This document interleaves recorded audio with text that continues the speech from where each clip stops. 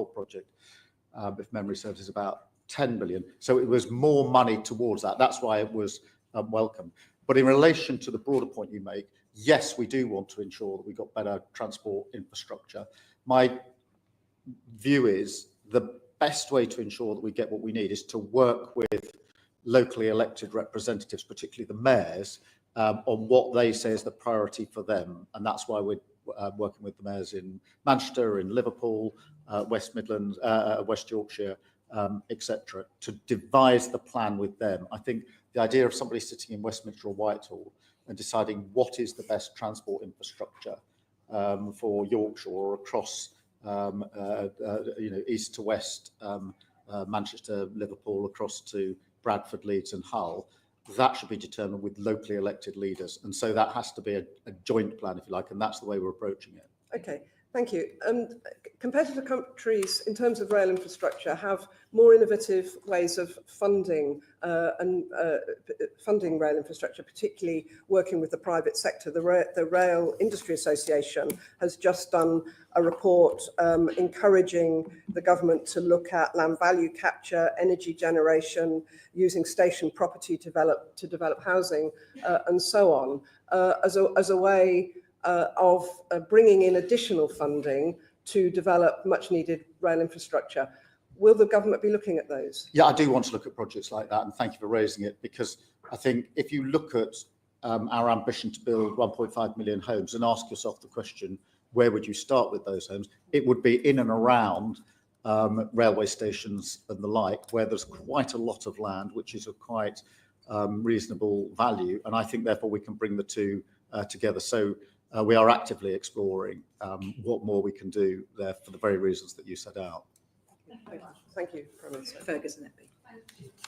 Prime Minister, Scotland's space sector is leading the way through the development of a spaceport at Saxavord in Shetland. How confident are you that the government fully grasps the economic potential of the space launch sector in Scotland? I think it's got huge potential. I think there are a number of places in Scotland, whether it's space, whether it's Grangemouth, which obviously has its challenges but has fantastic potential as far as I'm concerned. I think that there are a number of places in Scotland where we should build our strategy for growth, and that would be one of them. Thank you for that. Saxavord itself is facing very strong competition from Norway, from Andoya, who had a successful test launch last month. And I wondered what the government could do to maintain Scotland's competitive edge and ensure we consolidate that position. One of the things the industry has suggested is that we should have a standalone minister for space to help it negotiate all the various jurisdictions and authorities that it has to work with. Is that something you would consider? That hasn't been put to me yet, but it now has. Like all good points, I'll take it away and think about it. My instinct is not always to sort of create a new post, because I'm not always sure that is what delivers. But on the other hand, there is real potential there, as you rightly say, and there's probably more that we could and should do. Working, with the Scotland office, who've actually just published their plan for growth in Scotland. Let me take it away, but I don't want to raise expectations, because I'm not a particular fan of just creating more and more posts. But it doesn't mean. Sorry? Or to just create more and more posts. Well, there's that as well. Yeah. But I mean, I don't want to miss the point, because it is a really important point about where in Scotland are the really important growth potential, and I think that is one of them. I think there are plenty of others as well, particularly in the renewables. A European launch capability in Scotland could actually be vital to the UK and Europe's future defence and security. Given the rapidly evolving global security picture, what is the government doing to ensure that the commercial development of Scotland's space sector is aligned with the UK's defence and national security objectives? All of this has to be aligned, and I think one of the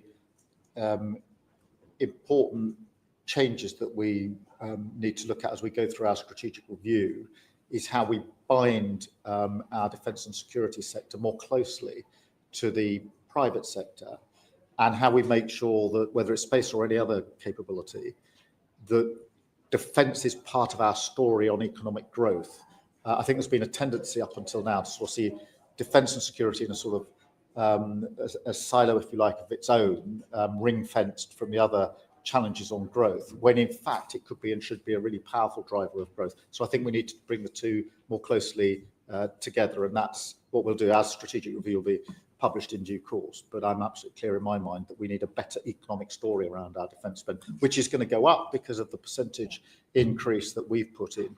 And of course, across Europe, other countries are increasing their spend, which I think increases the potential for our capacity in the United Kingdom. And of course, Scotland's got a very interesting and important story to tell on this, whether it's the building of the shipbuilding, obviously the submarines, etc. There's a big. This is a big part of Scotland's history and heritage, and future.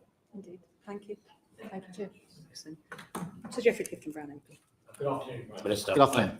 I hope you won't mind me following up a question which I asked you at the last meeting of this committee on AI. And you've been very clear that AI and digital coordination have the potential to significantly boost productivity in the civil service, excuse me, and across the public sector. This will partly involve more money to replace the large number of legacy IT systems and procure new ones. However, the biggest change would be to transform the way the civil service works. Yeah. Now, a theme that has emerged across our really diverse range of hearings in the Public Accounts Committee would be to embed digital and cyber information officers at senior management levels and on the senior boards in every department of the civil service. Is that something you might consider? Yes, I think it's really vital, and we want to double the number of civil servants working in data and digital roles by 2030. So increase the volume. There will be, incentives for that. We've got 2,000 tech track apprentices in place for that very reason. I think this can be transformative, not just to the services that are externally delivered, but as you say, to the heart of government in relation to some of the tasks that are being done. And I'm certainly pushing this forward from the centre, if you like. I think this sort of transformation only really happens if number 10 is absolutely full square behind it. And so I'm personally pushing this all the time because I think this will be transformative of what we can do, how we can do it, and it releases individuals to be more human. If the AI does the bits like the collation of information, I mean, for example, on planning, we think we can use AI to collate a lot of the available information, put it into the right format, so the decision maker can use their professional judgment and spend more time on that than on the task of collating the information. Same for probation officers, who obviously have to record all of their decisions and exchanges, but collate that using AI and then let the professional use their time to make professional judgment. So I think this is going to be a game changer if we get it right, and we need to push it through. Just to follow that up, in our enthusiasm for AI, we have to make sure that it's ethically acceptable too. Yeah. We had a hearing with the DWP where 2 bits of AI had to be dropped because they would be deemed to be discriminatory against certain claimants. Yeah. So can we bear that in mind as well? Absolutely. And I mean, there are huge opportunities and risks, and we need to marry the two.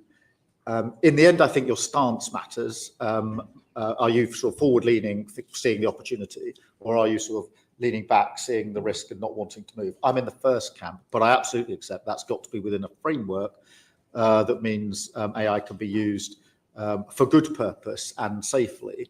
And I believe it can, but we need to bear that in mind all the time. Thank you very much, Sir Geoffrey. Prime Minister, earlier you talked about breaking down the barriers. One of the things that you've driven is a desire to reduce regulation. How much do you think that you're going to get tangibly in terms of economic growth by reducing the number of regulators we have, and how are you going to balance that with consumer interests and safety and other important aspects? I think there's a large chunk of growth we can get by stripping away regulation. You'll be astonished at how many regulators and regulatory bodies that we put in place over the years. Yes, I spend a lot of time looking at them. Yeah, and my own sense is. But what tangible benefit? I mean, it's stripping them away, but then there's a risk, isn't there, to consumers? And what can you give us an example of where you'll see actual growth as a result of reducing? Just speed of decision making. As soon as you've got a regulator in place, you can bet your bottom dollar there's got to be a consultation with X, Y, and Z before a decision can be made. That then takes forever. There's a deadline that's breached and nobody wants to do anything about it because you might come up against the regulator. And the sort of priorities of the regulator aren't necessarily aligned with what the government's trying to achieve. So there's a huge amount of work to do there. I'm not saying there should never be any checks and balances. Of course I'm not. But what I think's happened over the years, which is perhaps understandable, is every time there's been anything that's gone wrong in government, the instinct of successive governments has been, let's put an arm's length body, a regulator, a check and balance, a consultation in place, to a point where now all of us, myself included, are pretty frustrated that when we want to get something done, it is taking far too long. I mean, planning would be the classic example of that, which is why we're putting through the planning and infrastructure bill. And in answer to your question on growth, that is the single biggest non-fiscal matter that's ever been scored by the OBR. So they're very clear about the growth potential of getting rid of that element of regulation. Okay, and so in your mission boards, will be looking at this. Will you pledge to publish the minutes of those mission boards so we can watch what you're doing in this area and the other areas we're discussing? Well, let me go away and have a think about that, because I don't want to make a commitment that I can't keep. I mean, that is a place in confidence where I push hard my teams as to what they're doing. It's where ideas come to the table. I'll take away the challenge you're putting to me, which is how can we make this more transparent? But I don't want to sort of say yes to the committee. But in the drive for growth, are you mindful of consumers and the protections that regulators bring in? For instance, I mean, you know, the state of our waterways, if without regulation, goodness knows what they'd be like. I'm sure you can't support. Yeah, but I don't think regulation is the only issue for our waterways. But look, I mean, the challenge you're putting to me is, let me go away and just think about how we can respond appropriately to what you're putting to me about transparency. But what I don't want to do is to make a commitment here that in the end doesn't work very well. Thank you for your thoughts on regulation. Debbie Abrahams. And good afternoon, Prime Minister. My questions are going to be on the Pathways to Work Green Paper. I think most people accept the need to reform our social security system, but also in terms of transforming, the need to transform our labour market to enable disabled people to flourish within it. But based on the evidence of similar disability benefit cuts, for example, in 2017, the work-related activity component of employment and support allowance, we saw that, unfortunately, there wasn't the deliverance of increased jobs for sick and disabled people. And in fact, we saw an increase in mental health issues and 28,000 sick and disabled people pushed into severe poverty. So how are we going to ensure that in terms of the reforms that are proposed in the Green Paper, that we won't push more sick and disabled people into poverty and further away from the labour market? Well, I think firstly we need to learn the lessons, as you rightly point out, from the past, where proposals were put into place which in the end didn't achieve the desired end. I don't think that means that nothing can ever work. I don't accept that for a minute. And I'm very struck by the additional number of people that are now not in work. And I do think that the measures we put in place, the right to try work, for example, I genuinely think could make a huge difference. I've seen many, many examples, you yourself will have as well, of people who would like to take the step into work, but are worried that if they do and they fail, then they won't get the work and they won't have the benefit at the end of the exercise.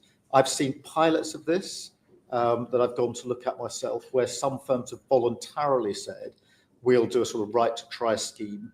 And to my mind, and the evidence I saw in front of me, they worked pretty well. Not every case, I would admit, but they worked pretty well. And we need to go through each of the measures with that approach, checking it against delivery.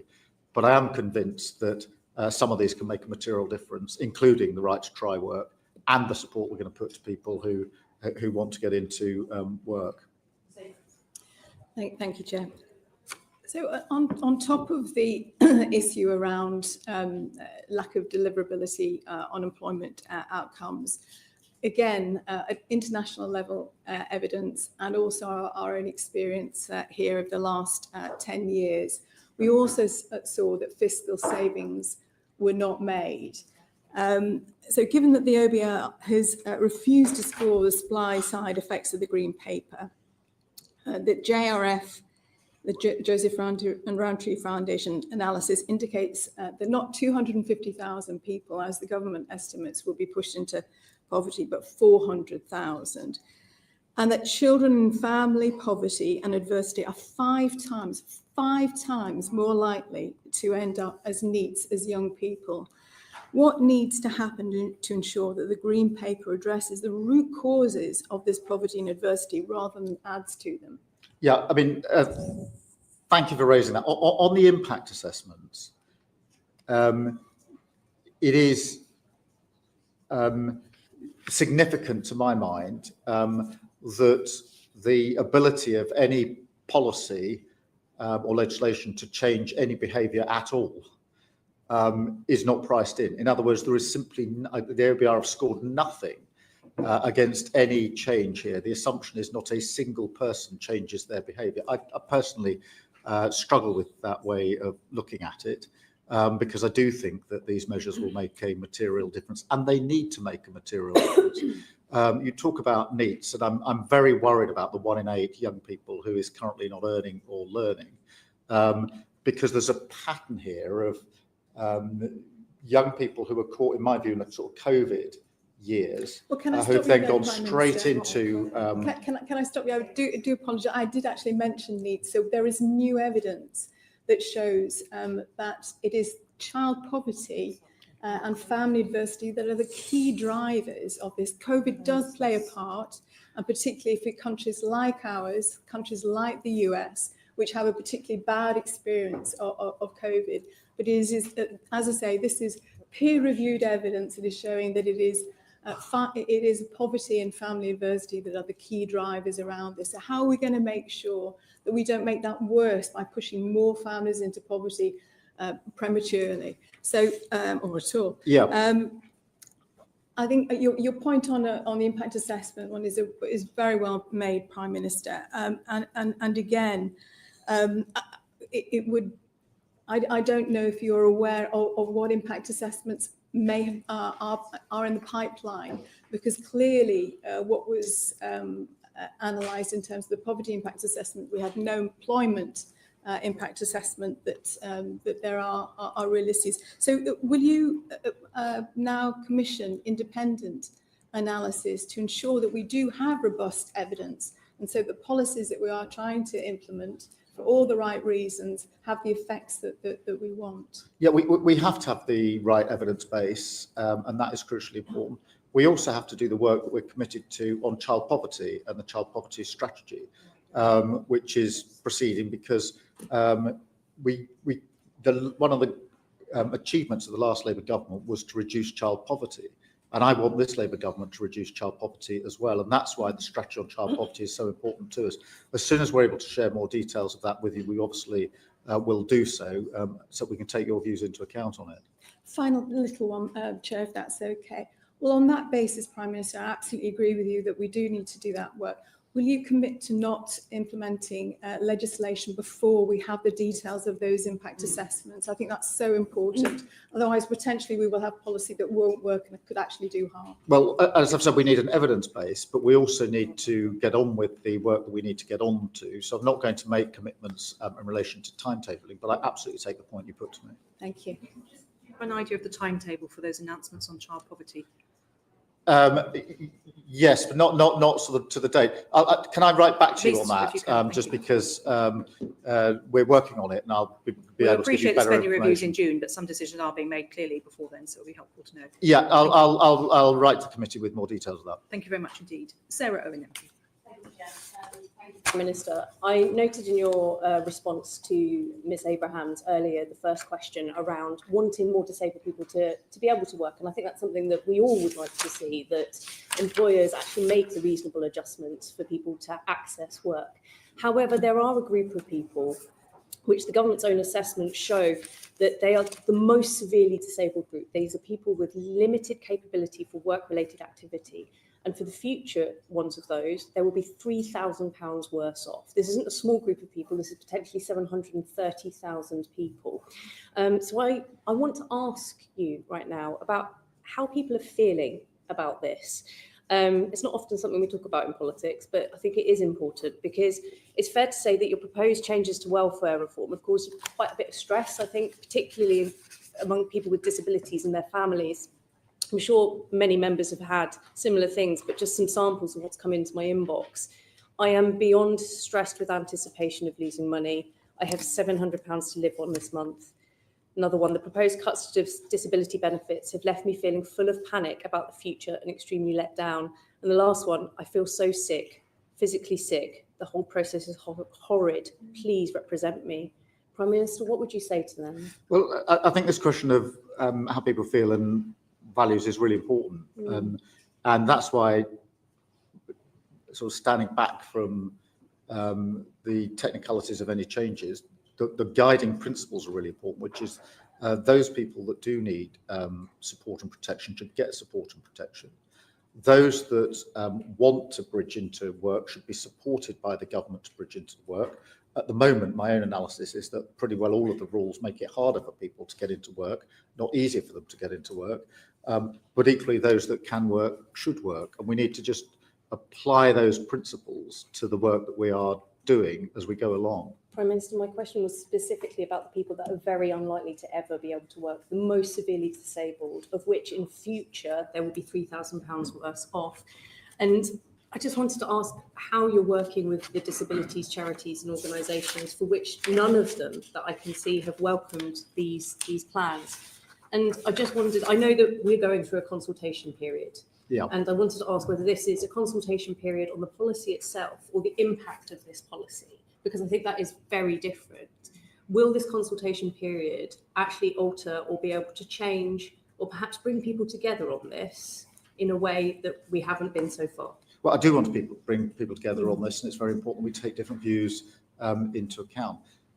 It's also important for people who have disabilities, which means they can never work, that they're not constantly reassessed, because certainly that's something I've picked up as a constant cause of anxiety. And that's why I personally think we should be doing more protection, a premium for those that are in the most severe category and never going to be able to work, and also relieve them of the pressure of being reassessed when we know that the reassessment isn't going to make any material difference. So I do think there are things that we can do that will reform the system for the better. And certainly we need to take views into account in relation to that. Okay. And we all agree that we do want to see people and more people into work. But I just wanted to ask why it is that the government have looked at disabled people first. One of my inquiries from my committee was around medical misogyny. And people missing work due to heavy periods, painful periods, endometriosis, fibroids, ovarian cysts cost the UK economy nearly £11 billion every year. That's £11 billion. Would it perhaps not be more effective or just as effective to deal with the crisis in women's health? And what's the plan from the government to tackle that? Well, there's a lot of work going into women's health across the government. And it's very important that we do that as well. And there are bits of guidance and legislation that we are bringing forward. So it is very important we bear down on that for all the reasons that you've said. Prime Minister, it can take around average for a woman to be diagnosed, only diagnosed alone, 8 to 10 years for endometriosis, one of the most painful, debilitating illnesses there are for women's reproductive selves. And if we are taking 8 to 10 years, that is 8 to 10 years that a woman is potentially out of the workplace, which is why we are seeing the cost of the economy at £11 billion. If we're looking at effective ways to get people into work, perhaps there are other areas that we should be exploring as well. I completely agree with that. And that sort of time frame is just completely unacceptable. We've tasked the Health Secretary with reforming the NHS and in particular dealing with health inequalities as he does so, because it is an example which is simply unacceptable. It's not capable of justification, and the health service needs to be set up to deal with, and I think it could and should be. That isn't just about pumping more money in. I do think there are other things that we can do in the health service, but that will be part of the work that the Health Secretary has already been charged with doing, because the example he gives is a very bad example, and I'm not going to sit here and pretend that that can be justified, because he can't. Thank you, Prime Minister. Thank you, Chair. Thank you very much. Prime Minister, you were talking about the language being important. Do you think that it's important that the language of the Cabinet uses is important, and not to demonise people. I mean, your Chief Secretary to the Treasury and the Chancellor both talked about pocket money in relation to the benefits. I just wondered if you are clamping down on that sort of language. Of course, language matters. I think every member of the Cabinet knows that. Occasionally people don't get it quite right. They usually apologise, and they're quite right too. But I completely take your point that language matters. This is the two values that have driven me in everything I've done as a lawyer and as a politician are dignity and respect. And dignity is probably the most important word in my dictionary. And the dignity of the individual and respect for individuals are the two things that I go to first when it comes to values. And to be fair, that's the same for the Cabinet, but you're right, and there's always the need to remind people about language that's used.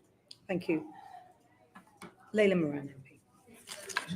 Thank you, Prime Minister. So following on from the question from Ms. Owen in particular, thinking about those with disabilities, we had a round table, the Health and Social Care Committee, in this very room, and almost where I'm sat was a woman who described her experience of NHS and care. And the way she paraphrased it was, the NHS keeps me alive, but social care is what helps me to thrive. So Prime Minister, how do you see the role of social care in our community and our economy? Hugely.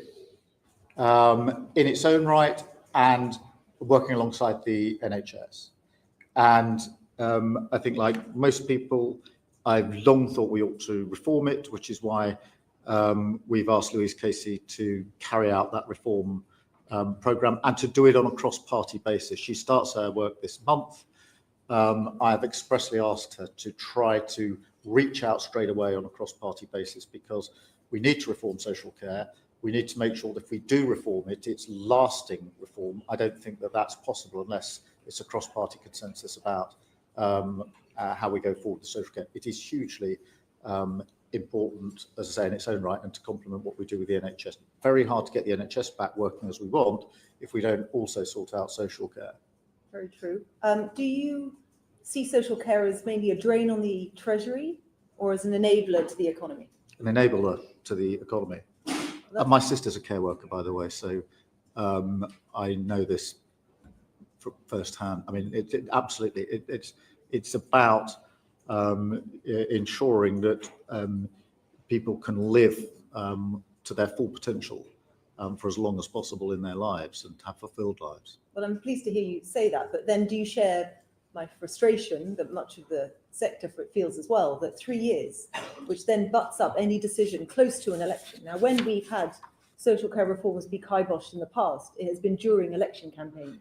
Surely the way to solve this would be to get this done and dusted during this Parliament, not kick it into the long grass so that it can then be kiboshed at the next election. Yeah.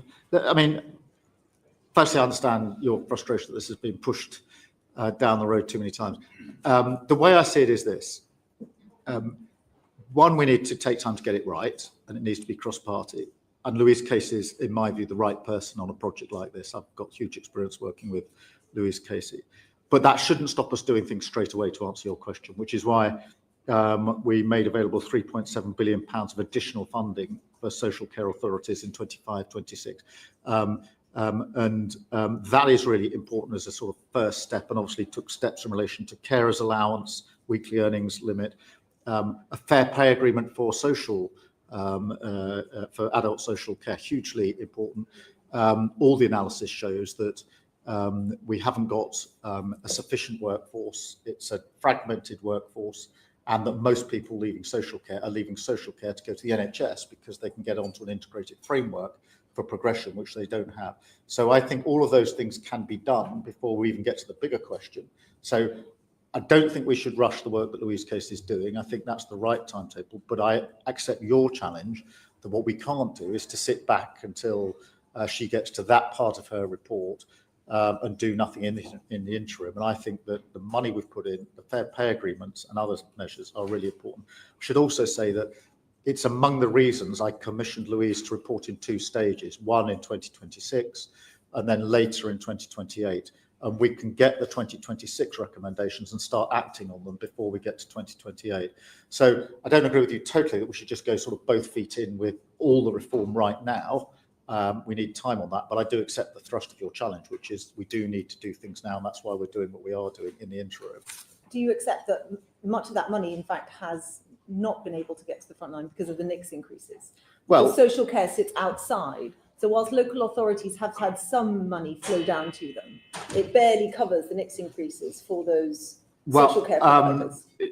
I mean, it's £3.7 billion of additional funding. That's a huge uplift. It's 6.8% in cash terms, which But the is amount that's going to the independent social care providers is about 800 million to 880 million. indeed yeah, to local authorities, which is about the bill for the NICS increase. Well, look, I mean, it's a huge cash terms increase that's which isn't actually gone going through. to deliver anything new. It's Well, just going to pay you. Well, it's alongside the work we're doing on carers allowance. It's alongside the work we're doing on fair pay agreements, which I do think will make a material difference. You know, it's a significant amount of additional funding to the funding that was put in before. But do you see when the issue times here, are quite, Francis? you know, when you know, as you will know, there are quite significant budgetary constraints at the moment. Indeed. And you see the issue here is that we're trying to shift a dial, and Yeah. the money that you're talking about is always welcome, but it's barely shifting that dial.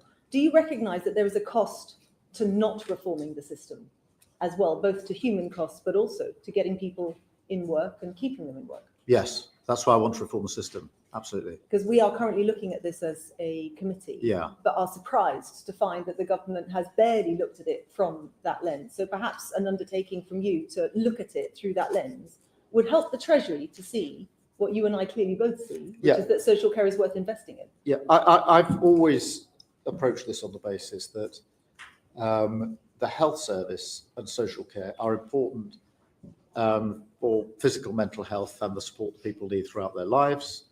But they're also hugely important to the economy for reasons we just rehearsed in other answers. But the obvious, which is the longer people are unable to go back into work, if that's what they want to do, the worse it is for them economically and for our economy more generally. So the two go together. And when we set out our plan for change, the number one mission was economic growth, but all the others, to my mind, ladder up to that, including what we're doing on health and social care. Thank you. And just one final slight about turn. We have heard a lot of the conversation about tariffs, and you'll know in the past, President Trump's approach to our NHS when it came to UK-US trade negotiations, he had his eye firmly on parts of the NHS. Now, you've said publicly that nothing is off the table. Does that include everything to do with the NHS, which includes drug patents, negotiated prices for medicines, and market access for US companies? Well, I've been very protective of the approach we take to the NHS in any dealings with any other country, because it is our greatest asset and we are not trading it away. And that's the approach that I take here. Including all the areas I've just mentioned? Well, you know, including, you know, the data that we hold, which is private information. It must be held securely. I do think there's work we can do on what use we make of that data, not so much in trade agreements, but right here in the United Kingdom in terms of advancing our own understanding of medicines and preventative measures. But I take a protective approach when it comes to the NHS. Thank you. Chair. Prime Minister, it seems you aren't responding to Ms Moran's questions about the Casey review, that you're indicating that there's going to be some announcement or change introduced in 2026 in relation to social care. Did I hear you right? You did, and I'm just checking my notes because what the timetable we've set is for the report to be in, or for her work to be in two parts. And the first part is 2026, second is 2028. Let's just double check those. You seem to indicate that you'd be moving faster on that first part in response to Ms Moran. Is that right? Yes. Yeah, I mean, Louise is starting her work this month. I've asked her to do her work in two stages.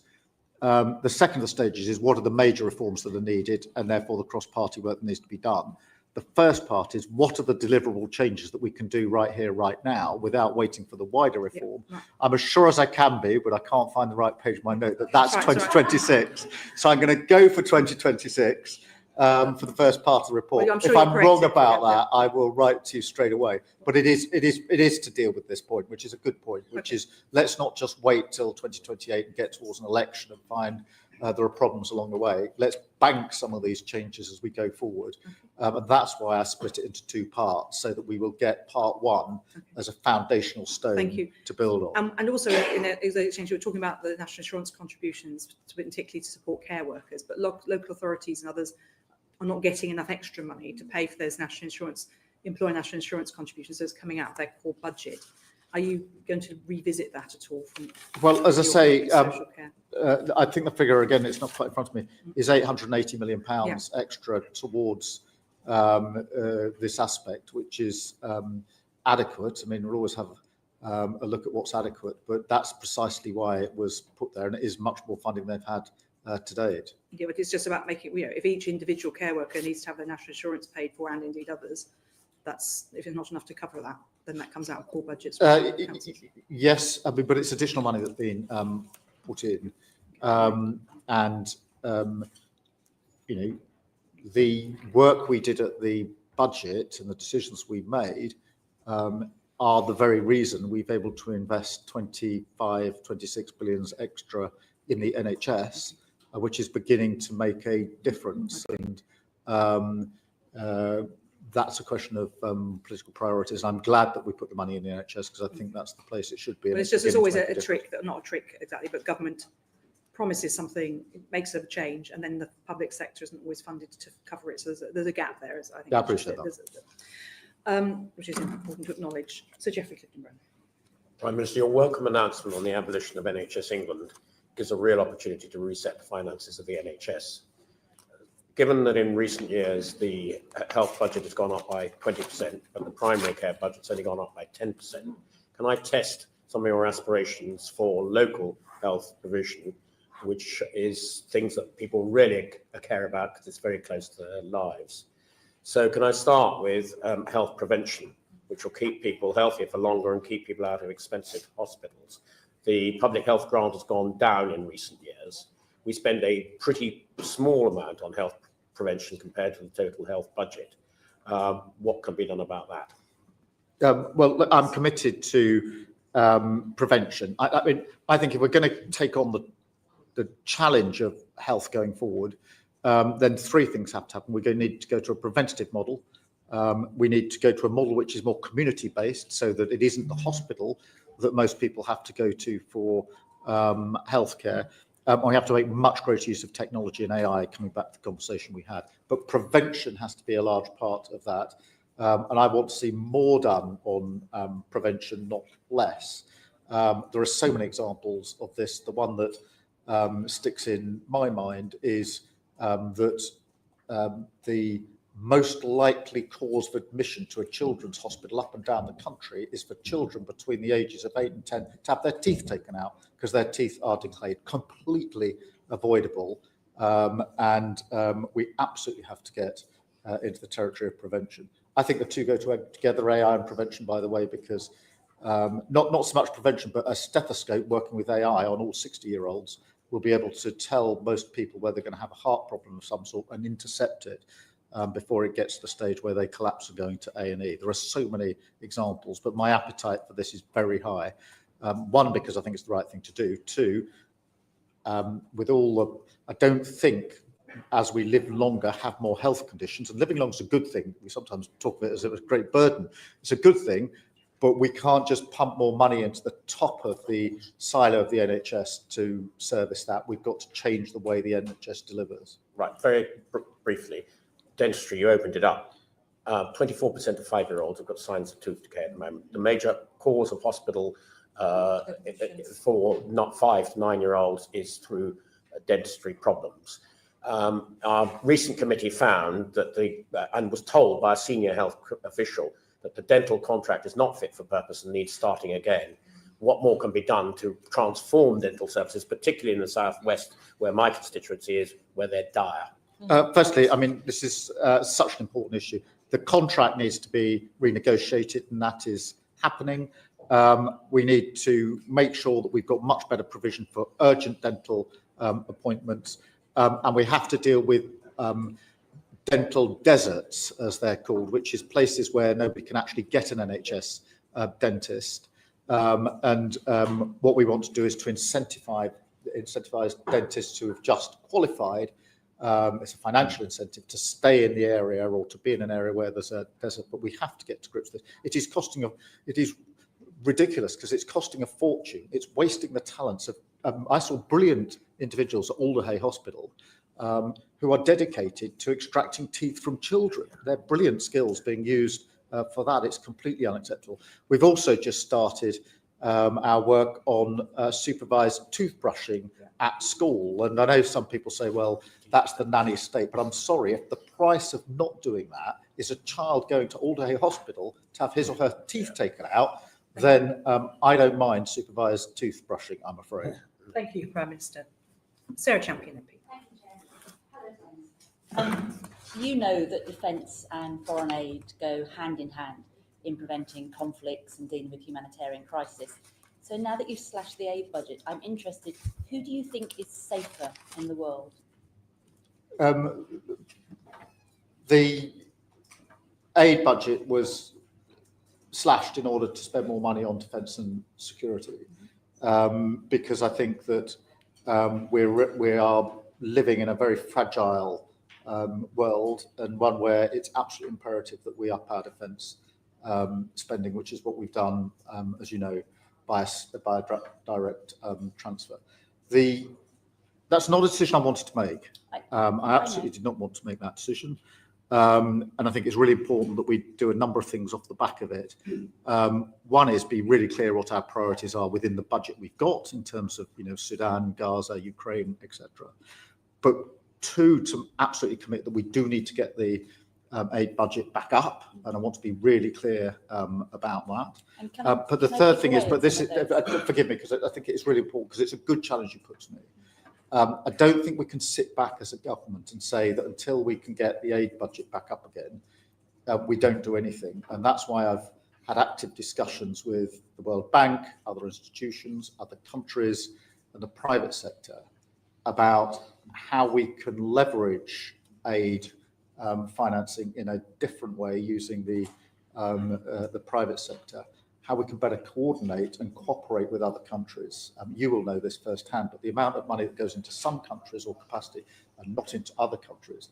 And there are like-minded individuals, world leaders that I've spoken to, who are up for a really in-depth discussion about how we do this differently in the interim, which I think is a good thing. And I would like to actually work with you on that. Let me focus on you and your vision. The Centre for Global Development and Save the Children have done quite detailed analysis on the cuts that you've made. And basically, you'll have to axe all bilateral support for education, water sanitation, nutrition, sexual and maternal health, and support for women and girls. So you spoke about your vision.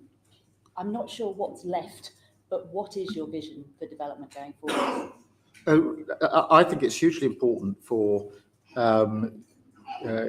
countries that we want to, and it's in our own interest to work with in relation to our priorities. We haven't yet gone through the priorities, so exactly what we will be able to do, what we won't be able to do, will be set out in due course, but we're working through that. What's the vision? What do you want to do? So if you were starting with a blank canvas, we understand the financial constraints. What is your vision for development? Well, a healthier, thriving world where we reduce conflict and tension and corruption and ill health is the intention. Obviously, what I have to do is to balance that within the resource that we've got, and at the same time recognise that we're in a new era when it comes to defence and security in Europe.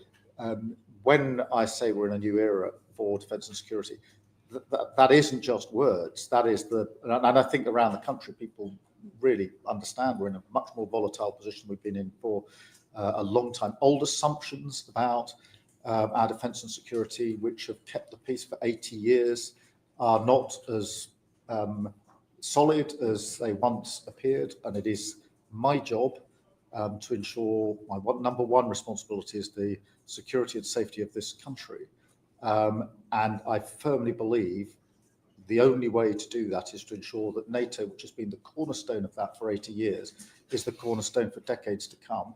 The only way to ensure that that's the case is to ensure the European element of defence and security is rebalanced against the US to ensure that strategically we ensure that NATO lasts for many, many years to come. And that's why I've given it such a priority, because it is, we're at a very important point in our histories, in my view. Thank you. Another cornerstone, I would argue, Prime Minister, is international law. I'm not a lawyer, but it feels to many that Israel is acting without any accountability towards international law. You are a lawyer and our Prime Minister, so can you please tell us how the UK will comply with the International Court of Justice's legal opinion on Israel's illegal occupation of Palestine? And can you outline how the UK will implement our legal obligations under the UN General Assembly resolution? Yeah, look, I mean, I was an international lawyer. I think that marks me down, not up. But of course, I believe in international law, and I accept it underpins everything we do bilaterally and multilaterally. So what are we doing to hold countries to account? Sorry? What are we doing to hold countries to account? We are members of various courts and institutions, and that is one way of holding countries to account. But we also hold countries to account bilaterally in the discussions that we have at whatever level, whether that's leader to leader, whether that's foreign secretary to foreign secretary. We are critical of Russia as the aggressor in Ukraine because it's in breach of the UN Charter. That is a rules-based system. It is the basis of our criticism. It's the reason that almost all allies across the world, particularly in Europe, are putting in the amount of money they are, because Russia is the aggressor, and it's a rules-based system. And Israel and the occupation of Palestine? Well, again, I think the occupation is unlawful. We've said that, or that's been long-standing government policy. In fact, in fairness, the last government as well. We are members of the international institutions. I've spoken to many humanitarian workers around the world who feel that Israel isn't being held to account, particularly when it comes to international humanitarian law. So will we be pushing for an inquiry into the 15 humanitarian workers that were killed on the 23rd? Oh, I mean, there's got to be an investigation into that. And we have to be absolutely clear that we're not just talking about that isolated incident. There hasn't been enough aid getting into Gaza at speed and at pace for a very long time. The resumption of hostilities is the wrong thing, in my view. We need to get back to a ceasefire. We need to get aid in. We need to get the hostages out. And we need to put our foot in the door for a process, however remote it may seem today, towards a two-state solution, which is, to my view, the only way of guaranteeing peace in the long term. And I do appreciate that may seem a long way off at the moment. My final question, if I may. I'm interested that you've decoupled aid from the ODA commitments. If the Chancellor's right and GNI goes up, and indeed if the Home Office is right and they're able to get down the refugees who are in hotels in this country, will the aid budget go up as a consequence of this? Well, firstly, I'm absolutely determined to get the hotel bill down wherever it falls, and it shouldn't be falling where it's falling at the moment. Exactly. So it needs to come down. It shouldn't fall where it's falling. I'm not going to make a commitment as to exactly what path we'll take to get aid spending back up again, but I can tell you that that's what I want to do, because I do believe in what we've done with our aid and development for many years, and therefore that is where we want to get back to. But I don't want to wait until we get to that point. I want to act now to find other ways of doing what we need to do on aid and development with other partners, partner countries, the private sector and institutions. And there's an appetite for this because other countries are in the same position as us when it comes to budgetary constraints. So they want this discussion. Thank you. Thank you very much. Thank you. Thank you. Tandesi MP. Thank you, Chair. Good afternoon, Prime Minister.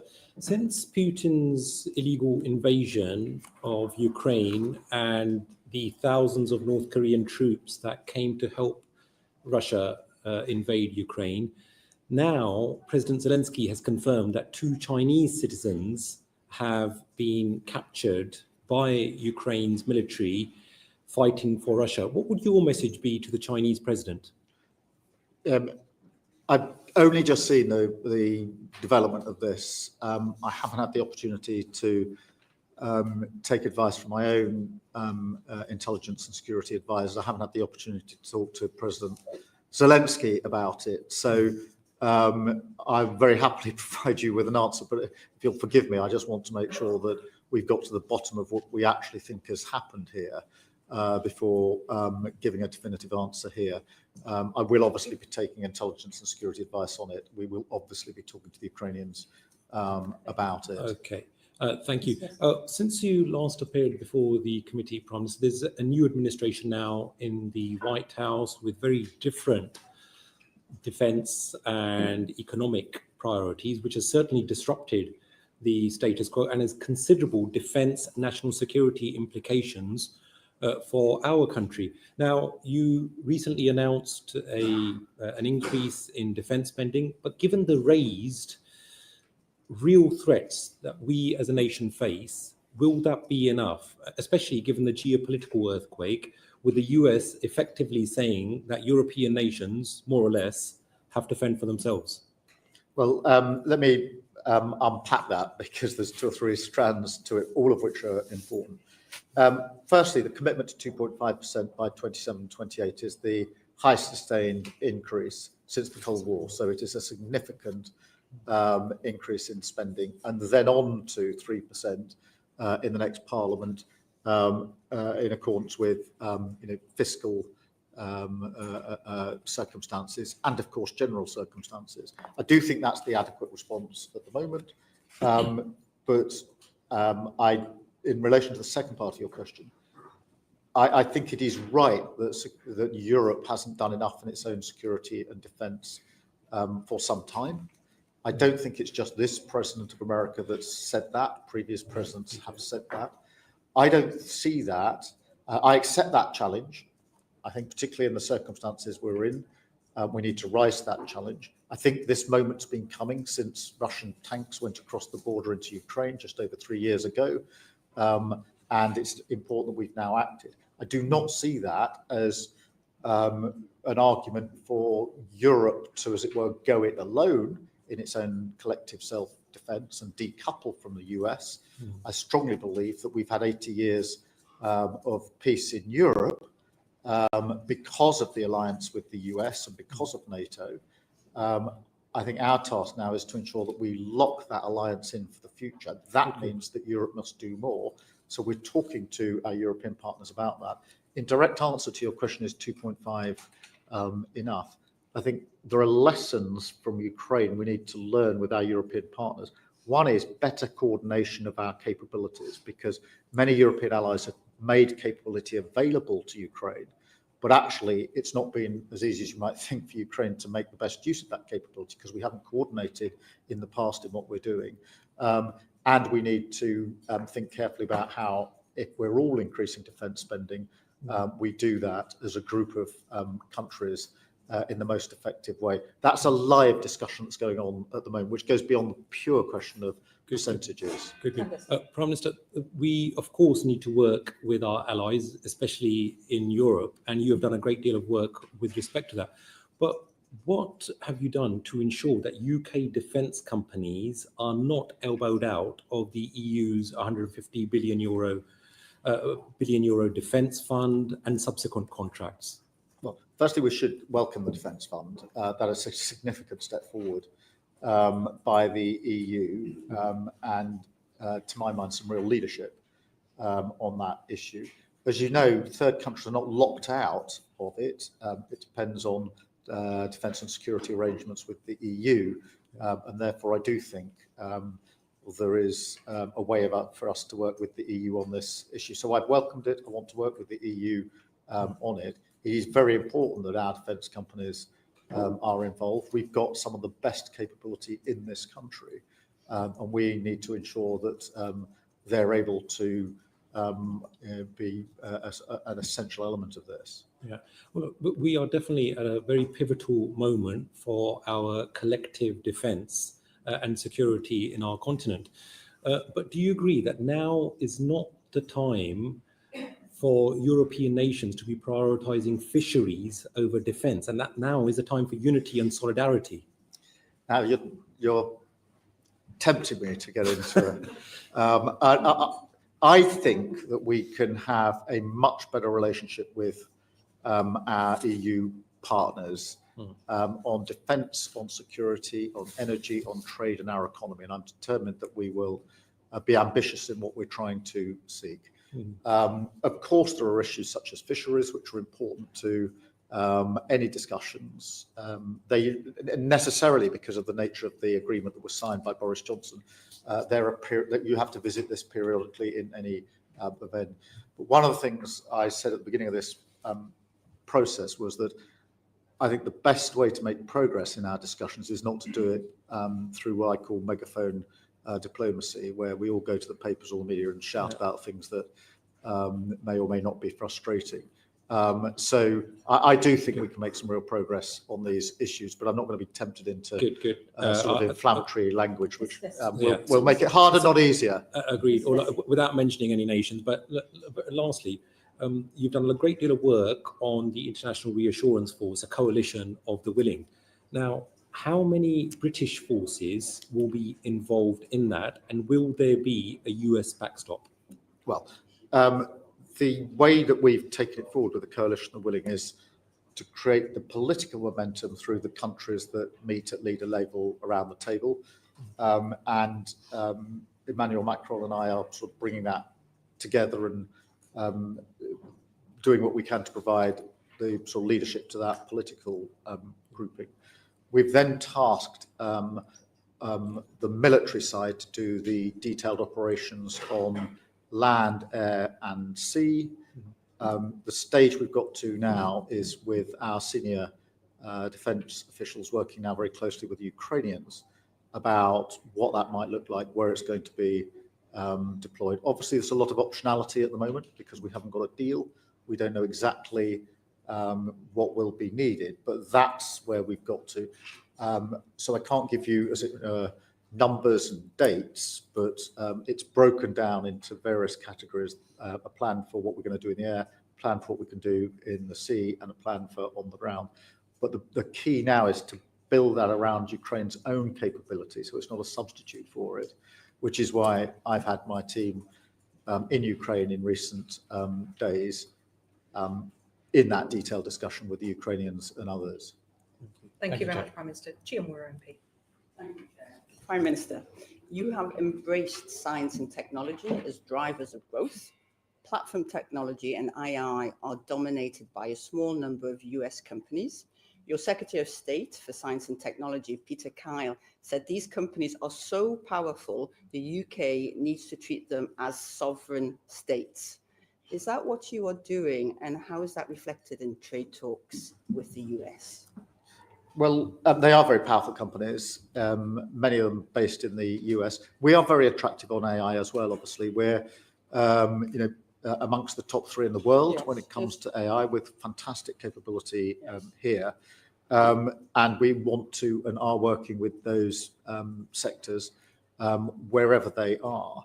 In relation to trade talks, obviously, there are questions about the appropriate way to tax digital services, etc.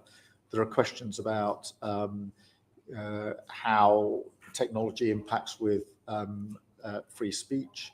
I've been very clear in my view that we need to have an arrangement for digital tax of some sort. And equally, we need to be pioneers of free speech, which we have been for very many years in this country.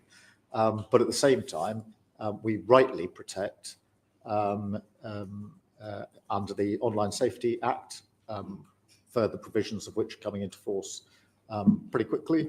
And when it comes to dealing with paedophiles and protecting children, I take a pretty strong line that we take the necessary measures in order to do so. Thank you, Prime Minister. Part of the power of these, well, let's say, sovereign companies is their pocketbooks at a time when we are desperately seeking investment. Google's R&D budget is over twice your government's. Microsoft's market cap is 3/4 of our entire GDP. And of the £63 billion announced at the October Investment Summit, which you mentioned, 2/5 of that was from the United States. So isn't it inevitable that British tech policy will be made in Silicon Valley? And how can we ensure that the benefits of investment, growth, jobs, skills, security are fully captured by communities and businesses in the United Kingdom?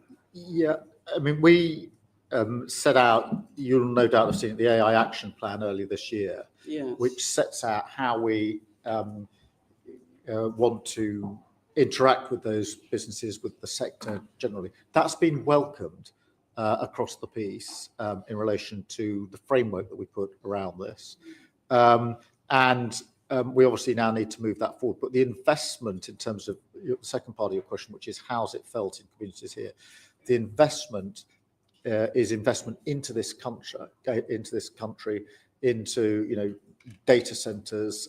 We've set up growth zones for AI. And I think there's huge potential for us in relation to AI. We already have, as we go into this revolution, which undoubtedly will be, we're not starting in the same place as other countries. We are already right up there at the top in our capability with what we've already got in this country. And the individuals that have been leading it for us, who are extraordinary in this country. It's clear, Prime Minister, that we have huge strengths when it comes to AI. I think my question was more around the investment and our sovereignty over the impacts of the investment, given that we do not have control or the funding for that investment, given that those investment decisions are not being made in the UK. But I'd like to. I'll move on now to the summer riots, which followed the misinformation of the terrible Southport attack, and which was amplified by TikTok, Facebook, and X, as well as by Russian bot networks.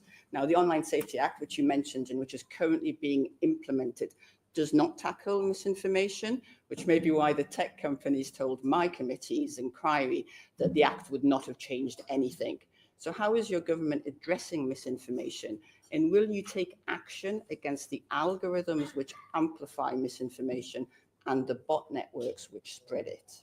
Well, in relation to the information that was being put online in the immediate aftermath of the Southport murders, the first thing that was important to establish was that where that information incited violence, it was already unlawful.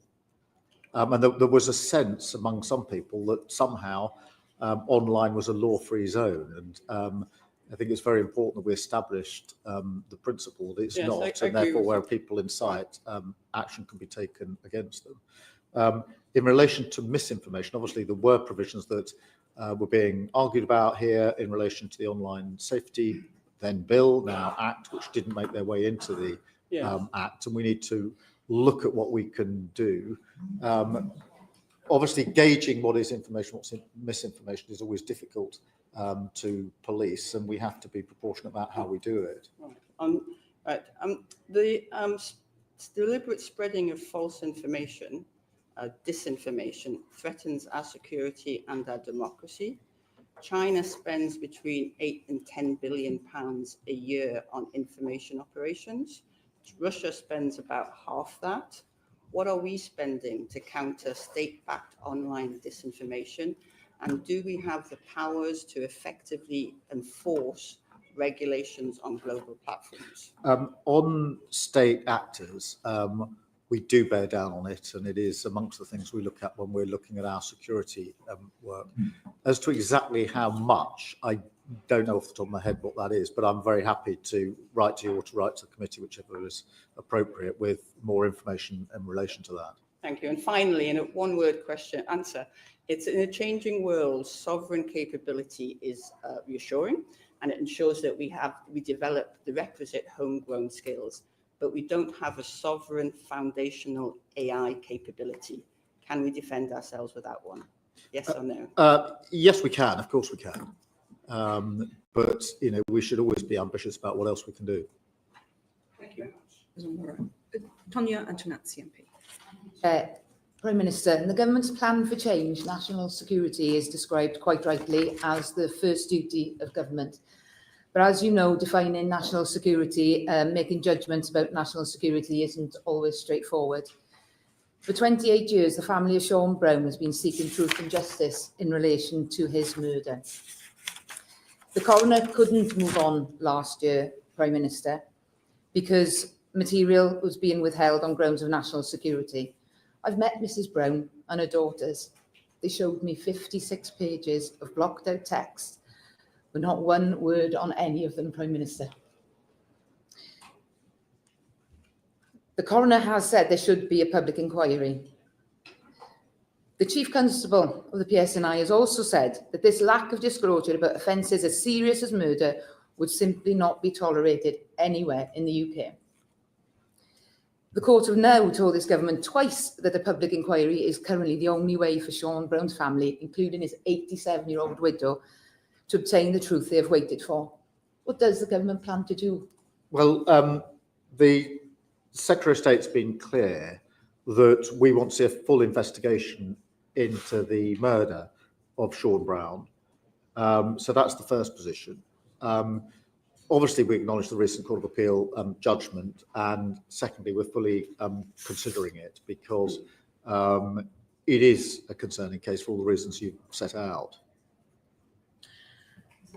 But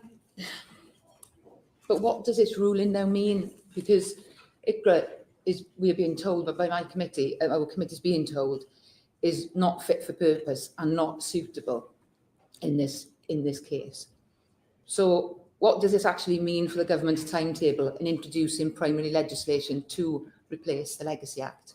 Well, it's important we don't delay what we need to do in relation to the repeal and replacement of the Legacy Act. And so we need to get on with that. But also we do need to carefully consider the Court of Appeal judgment. But the primary position is still there needs to be a proper investigation, criminal investigation, as to what happened in that particular case. Yeah. Look, and reconciliation, requires constructive relations with the Republic of Ireland. We visited Dublin recently, heard from a range of stakeholders. We've also taken evidence from a number of victims and survivors organisations in Northern Ireland, and they all say that the Irish government, as well as the UK government, is not doing enough to address the legacy of the past. Are you able to tell us what the government is doing, to work with the Irish government to develop these new mechanisms that are needed to address the past? And do you believe that the current work and the pace of work is actually adequate and good enough? Well, firstly, let me acknowledge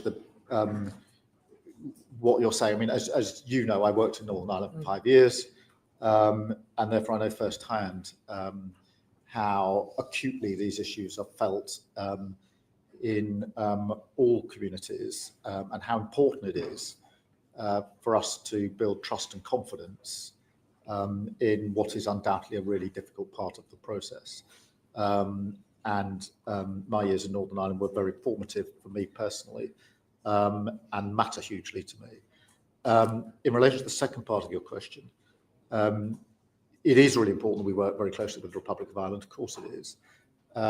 We have, I think, got relations between the UK and Ireland into a much better position now than they've been for many years. We had a summit a few months ago where we set out our ambition for how much further we could take this. Amongst the things we discussed with this very issue in terms of areas in which we need to work more closely together, and I remain committed to that. Okay, and the Independent Commission on Reconciliation and Information Recovery, ICRA, their remit and structure, do you envisage it changing in the way that the Chief Commissioner, Sir Declan Morgan, seems to advocate, and which will then include direct participation by the Republic of Ireland? Well, I mean, this is what the Secretary of State for Northern Ireland is currently engaged on.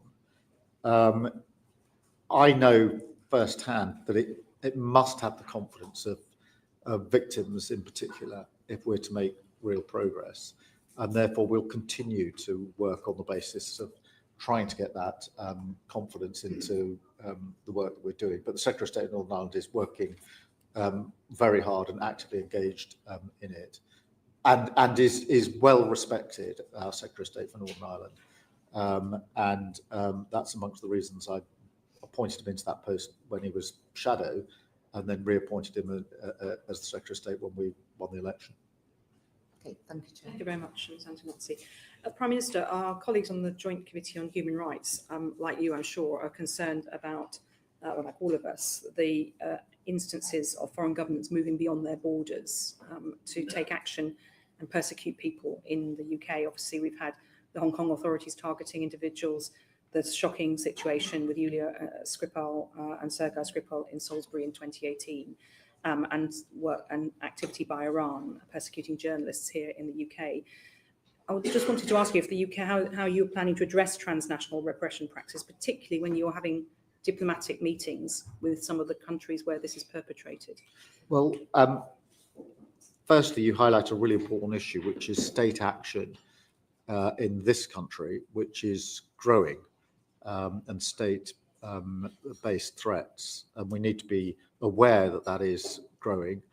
And I can assure the committee it is an important strand of the work that we are doing on defence and security all of the time now.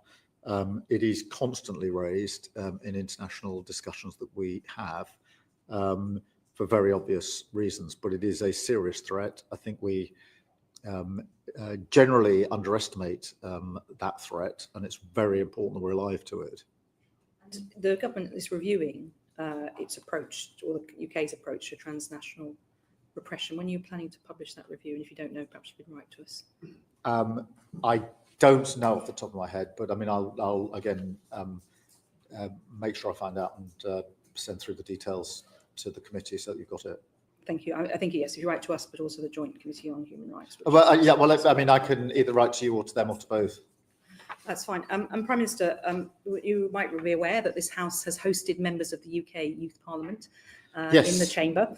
They recently had their annual sitting. It's made up of more than 300 young people aged between 11 and 18. So we all got to watch for our jobs, I think, as seeing what they did on the day. They came here and we caught up with them. We have I should perhaps put an advert in for our podcast, Committee Corridor. I'm sure it's your top listening material, Prime Minister. But maybe that could be part of your preparation next time. And we asked them what question they would put to you if they were here. So let me ask you what they wanted to ask, which is that they were highlighting the fact that the government promised as an election in the manifesto to lower the voting age to 16, but that's for, of course, for UK Parliament elections and local elections in England and Northern Ireland. Of course, in Scotland, it's there already. The commitment wasn't included in the King's speech. So they want to know, Prime Minister, when might they see legislation coming forward on this issue? We will definitely get it done. It's a manifesto commitment and we intend to honour it. I think that if you're old enough to go out to work, if you're old enough to pay your taxes, then you are entitled to have a say on how your taxes are spent. And also we do have voting at a younger age in different parts of the United Kingdom, and the sky didn't fall in. It's a commitment we made. It's a commitment we intend to keep. Okay, so you're trusting 16-year-olds with that. And they also wanted to know whether you think there should be more political education. Certainly that's something they wanted to see in order, if they're voting at 16, to be well educated in making their decisions as a voter. Yeah, I would term it as sort of more education about, citizenship rather than sort of pure political indoctrination, but citizenship and how the state works, how you participate in it, what the institutions and structures are. And I'm very pleased to see that is part of the curriculum. I think it's important that everybody learns about citizenship. So, and of course, there's a curriculum review going on with the Secretary of State for Education. So you're leaning into seeing more political education. Can I read that from what you I don't just want said? to preempt the outcome of that review, but there is a review going on. You're absolutely right about that. Okay. Well, Prime Minister, can I thank you very much indeed for coming today? And to those who are listening or watching, there is a transcript which will be available on the website and corrected in the next couple of days for those who want to pore over every word the Prime Minister has said today. And we hope, Prime Minister, that you get a bit of a break over the Easter weekend, especially in the middle of all the major challenges going on around the world. And I think it's fair to say that all of us wish you all the best in negotiations over tariffs and the big global economic shocks that we've been facing this week. Thank you. I appreciate that. Thank you to the committee.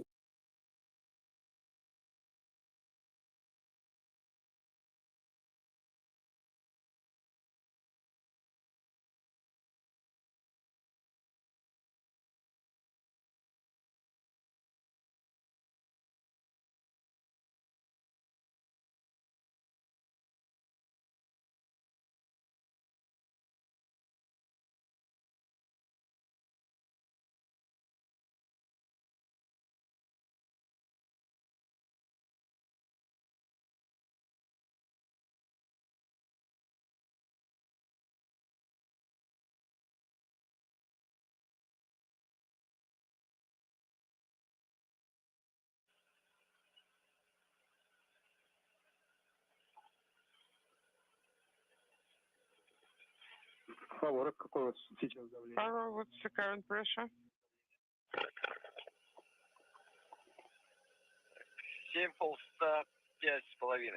755.5. Looks like it's stabilized.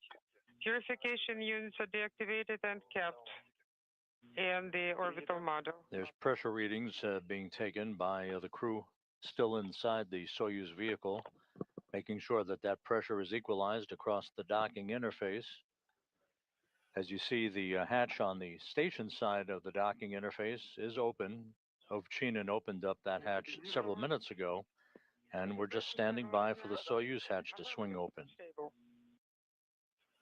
Favors, close KVD, close KVD, send us for command.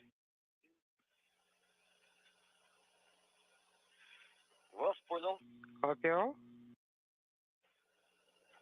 KVD closed. KVD closed. Working page 71.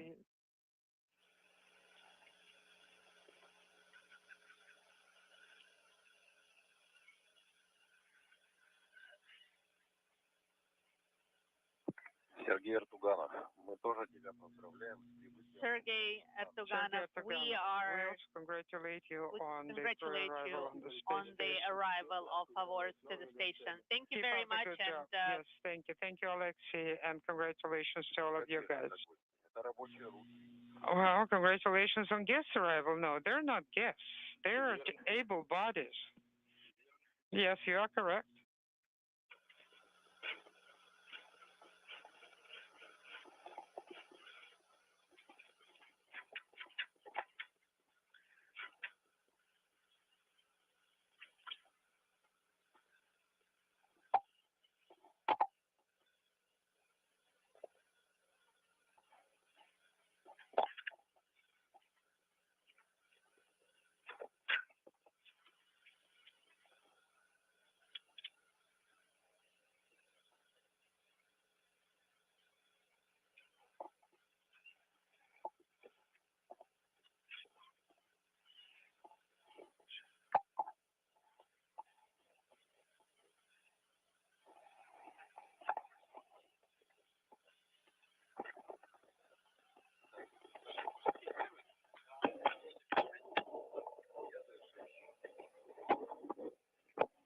Once again, if you've just joined us, we're standing by momentarily for the opening of the hatch to the Soyuz MS-27 spacecraft.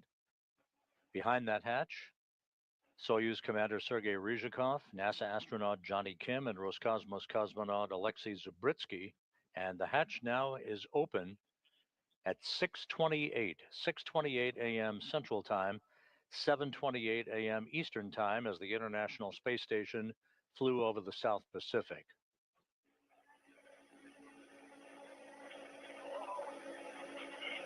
Zubritsky first on board.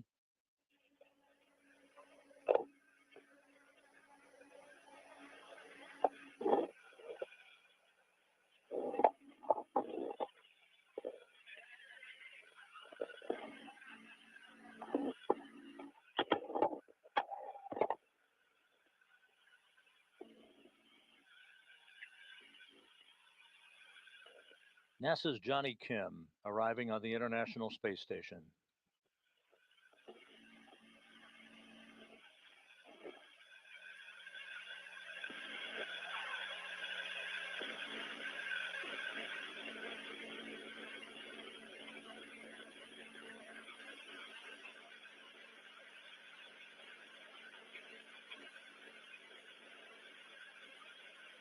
Soyuz Commander Sergei Ryzhikov with a return visit to the International Space Station. All hands on deck now. 10 crew members on board the station, following a very smooth launch and a flawless docking to the complex. Again, hatch opening occurring at 6:28 a.m. Central Time, 7:28 a.m. Eastern Time.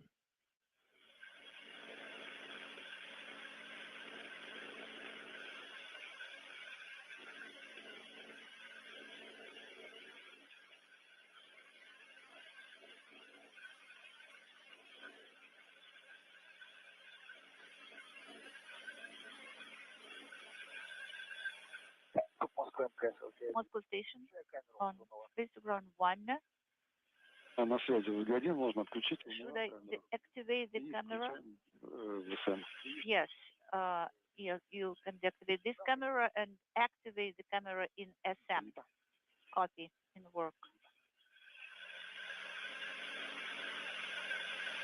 So the 10 crew members now will regather in the Zvezda service module to accept congratulatory calls from the balcony in the Russian Mission Control Center before handing it off to our spacecraft communicator here in Mission Control in Houston, Aki Hoshide.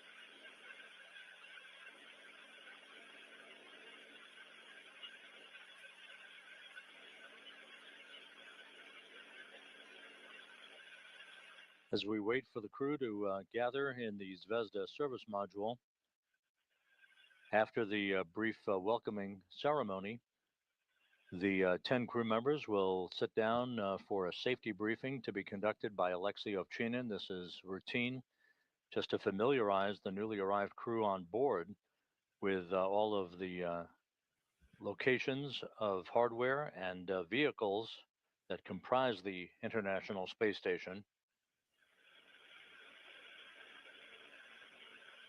Once again, the hatch is opened at 6:28 a.m. Central Time, 7:28 a.m. Eastern Time. And you see now that the crew is gathering in the Zvezda service module to accept those congratulatory remarks.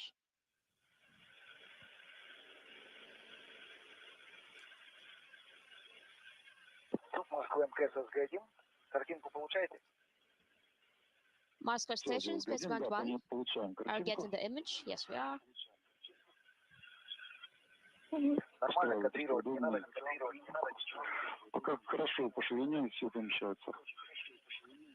All good, with wires and everything.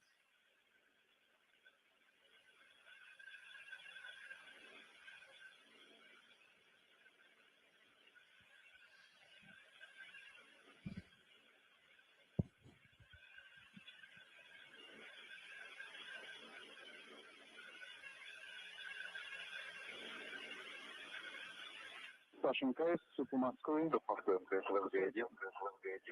Да, Сергей, приветствую, это Михеев Александр, СРП. Нижний зал, приветствую. Сегодня тебя, экипаж, Алексей, Джонатан. Greetings to the entire Добро crew. пожаловать. Alexei, Jonathan, welcome. Добрый день. Спасибо большое. Hi, thank you very much. Тоже поздравляю. Congratulations as well.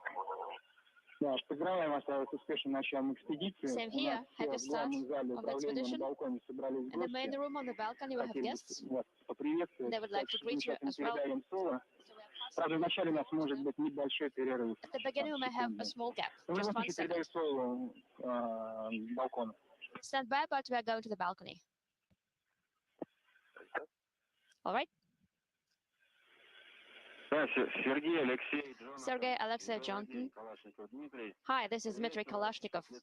Greetings on behalf of the main operational group on board of the ISS. Good afternoon. Thank you very much. Greetings as well. Thank you very much as well. Yes, we hope that now that we have one more crew, we'll continue working. Wishing you good luck and success.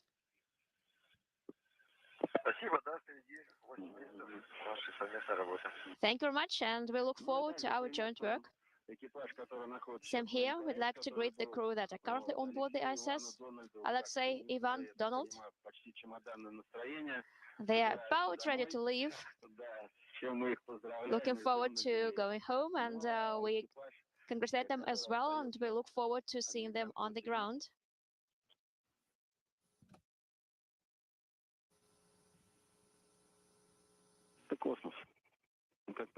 We're handing over communications between satellites on the tracking and data relay satellite system. We'll regain our downlink video and audio from the station momentarily.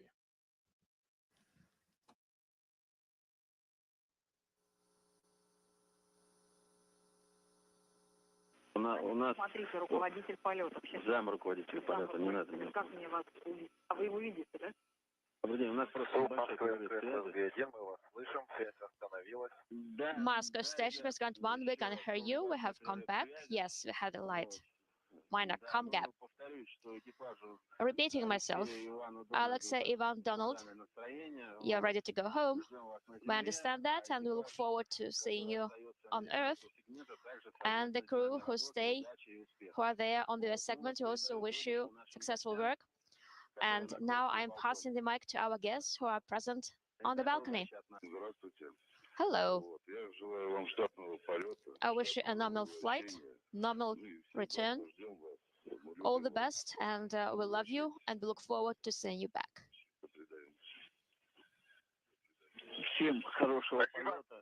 Thank you very much. Happy work, happy flight, and we look forward to seeing you back on Earth.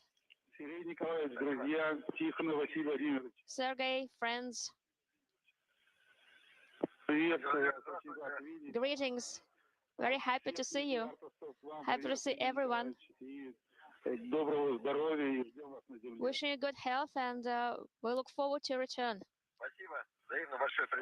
Thank you. Likewise. Greetings.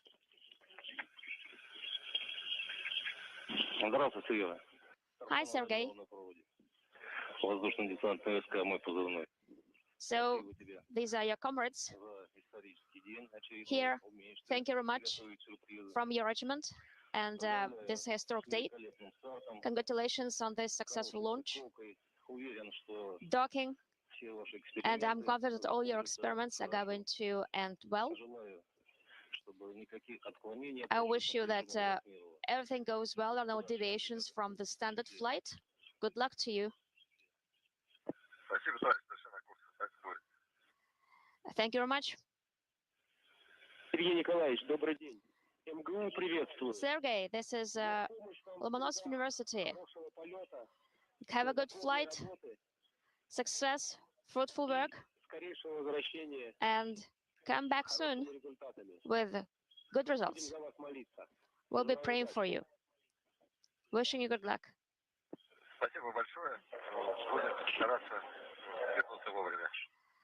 Thank you very much, and we'll do our best to return on time. Hi, this is your mother-in-law, Sergey. Hello, Natalia. Very glad to see you smile on board. You can hardly imagine what a moment it was when we saw the launch. I just held my breath. I couldn't breathe. That was unimaginable. Very happy to see you, wishing you fruitful work, that everything goes well, so that you can provide directions to your young family. And we look forward to seeing you on the ground. We are waiting for you. All the very best health. You are great guys. There are so many of you there. So please live happily and please don't quarrel. Everything's going to be just fine. No worries. Sergey, hello. It was a marvelous launch. So this is the head of the monastery, Pustin, has going to head something to you. We are trying to adjust com, please. Help. Just 1 second, please. Stand by. How do I turn it on? Please let me know.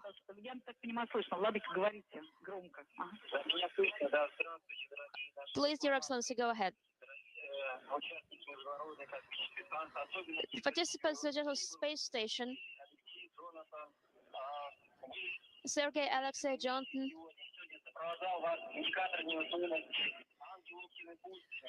Your weightlessness indicator, the angel of the Pustin monastery, was forwarding you on your way today. And we are providing the blessing from Pustin, from our monastery, and we hope that this will enlighten your path and lead you forward in the best way possible. We look forward to seeing you back here, and blessings and all the very best. Thank you. Thank you so very much. You were able to hear him. Yes. Yes, thank God. Sergey, good luck. Look forward to seeing you back. Wishing you all the very best. Thank you. I'll show you the angel. Good luck.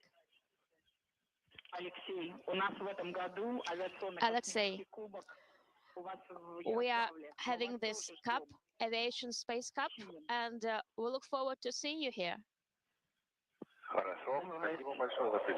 Thank you very much for the invitation. Thank you.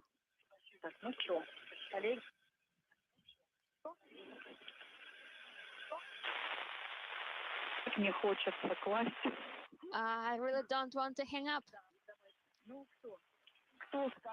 Okay, who will be the one who will say goodbye? Anyway, we are looking forward to seeing you, and please come back. The word to the mother-in-law. You look so handsome there, so beautiful. Please be healthy and see you back on Earth. Thank you very much. Thank you so very much. A crew, and I'm going to pass it on to MCC Houston.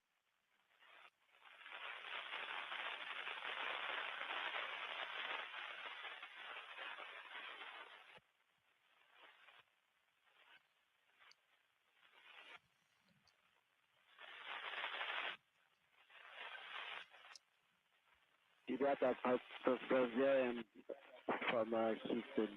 Congratulations. And Sergey, welcome back to ISS. Alexei and Johnny, welcome to ISS. It's great to see three smiling faces on board. And we look forward to working with you. Thank you so much. It's a trip of a lifetime, and honored to be here. Thank you so much.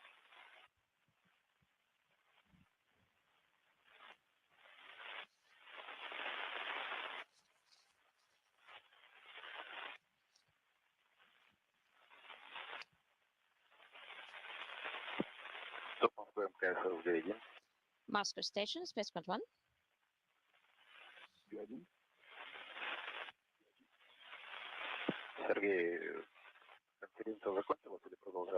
Sergey, is the conference over or is it continuing?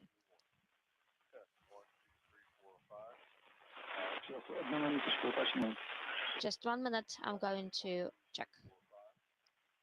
5, 4, 3. 1, 2, 3, 4, 5. Thank you, guys. Thank you very much. The conference is over. One more time, congratulations, and have a successful flight.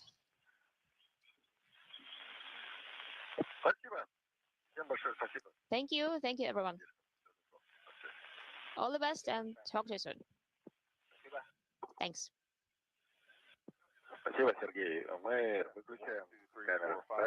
Thank you, Sergey, and we're switching the cameras off, correct? Yes. And we stay space ground 1. This is Mission Control Houston. You just saw the welcoming ceremony for the newly arrived trio of crew members aboard the International Space Station, NASA's Johnny Kim and Roscosmos cosmonauts Sergei Ryzhikov and Alexei Zabritsky, receiving congratulatory calls from friends and family gathered at the Russian Mission Control Center outside of Moscow, as well as spacecraft communicator Aki Hoshide here in Mission Control in Houston. This culminates a long day of activities that began with the launch of the Soyuz MS-27 that you see there in the field of view. The Soyuz launched at 12:47 a.m. Central Time, 1:47 a.m. Eastern Time, 10:47 a.m. Baikonur Time, and began a flawless 2-orbit, 3-hour, 10-minute journey that culminated with a docking to the Prishal module on the Earth-facing side of the Russian segment of the station at 3:57 a.m. Central, 4:57 a.m. Eastern Time.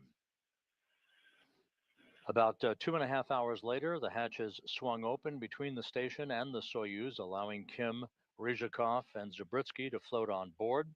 The station's population has now grown from 7 to 10 for the next 11 days, as a handover is now underway that will begin the ride home for NASA's Don Pettit, Station Commander Alexei Ovchinin, and Roscosmos cosmonaut Ivan Wagner, who will depart the station on April 19th in the Soyuz MS-26 spacecraft for a parachute-assisted landing on the steppe of Kazakhstan. So for now, with the newly arrived Soyuz crew safe and sound aboard the station, work is ongoing as the permanent human occupancy of the International Space Station approaches its 25th anniversary. For now, we'll wrap up our coverage of the arrival of Soyuz MS-27. Have a good day. Continue to follow us on the web at www.nasa.gov/station. This is Mission Control Houston.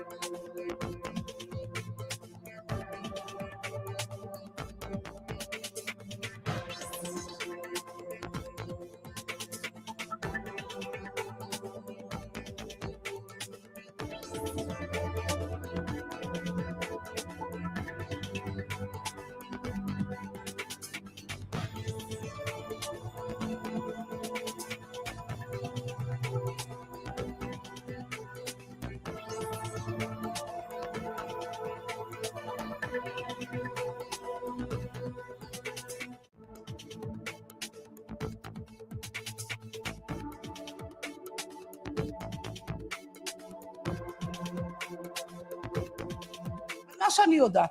אז ברגע שכופים על הממשלה, בעצם גם כופים עליי כריבון, אדם שלא אמור להיות בתפקיד הזה. Mr. Speaker, we have known for some time that the world is in flux. The familiar signposts are fading, but the contours of a new global system have yet to take shape. So we are in a period of transition, uncertain, unsettled, and increasingly unstable. The recent Liberation Day tariff announcements by the US confirms this stark reality. The era of rules-based globalization and free trade is over. This marks a profound turning point. We are entering a new phase in global affairs, one that is more arbitrary, protectionist, and dangerous. For nearly 80 years since the end of World War II, America was the anchor for the free market economies of the world. It championed free trade and open markets and led efforts to build a multilateral trading system. This WTO system ushered in decades of global growth and stability. It allowed trade to flourish and lifted millions out of poverty. It benefited the world and contributed to America's own economic strength. And objectively, America continues to enjoy unrivaled economic heft. In fact, the US rebounded more quickly than other advanced economies from the COVID pandemic. It has surged ahead of all its major competitors in the advanced industrial world. But not all Americans feel this way about their economy. There are hollowed out towns in what was once America's thriving industrial belt. There are workers whose jobs have disappeared and whose incomes have stagnated. They believe that the American economy is fundamentally broken. Discontent was already visible in the 1990s when protesters disrupted the WTO meeting in Seattle. Frustrations deepened following the global financial crisis of 2008 and more recently after the COVID pandemic. To be clear, the global economic system is in need of reform. Singapore and many others have called for changes, and we have been working with like-minded countries and partners at the WTO to reform its processes. A key concern in America is China. The sense that the US had given away too much in allowing China to join the WTO, and that China competes on an unfair basis, for example, by heavily subsidizing its own companies, putting up non-tariff barriers, and restricting market access to US firms. These concerns should be addressed within the WTO framework. In particular, the trade arrangements and concessions made in the past when China was only 5% of the world's economy should be updated when China now makes up 15% of the world's GDP. And if there are disagreements, they should be resolved through the WTO's dispute resolution settlement system, which has been paralyzed and urgently needs to be restored and reformed. But what the US is doing now is not reform. It is rejecting the very system it created. The US has imposed a blanket 10% tariff on imports for nearly all countries. On top of that, it has layered on higher tariffs, up to 50% for selected countries, especially those that run a trade surplus with the US. According to the administration, the sweeping tariffs are needed to fix America's trade imbalances. But there is nothing inherently wrong about running a trade deficit. It simply means that American consumers are buying more from the world than the world is buying from America.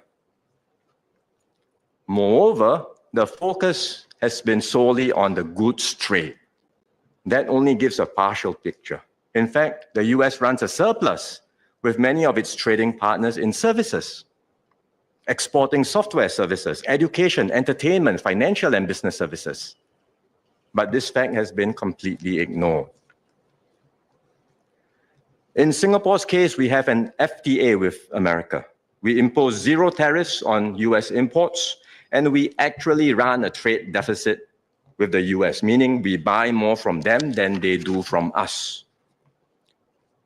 If the tariffs were truly reciprocal And if they were meant to target only those with trade surpluses, then the tariff for Singapore should be 0.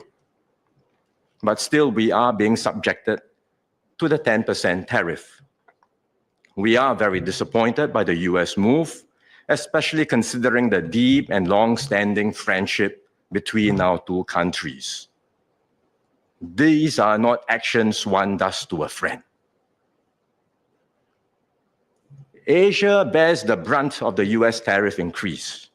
Within the region, China is the hardest hit, facing a 34% tariff this round.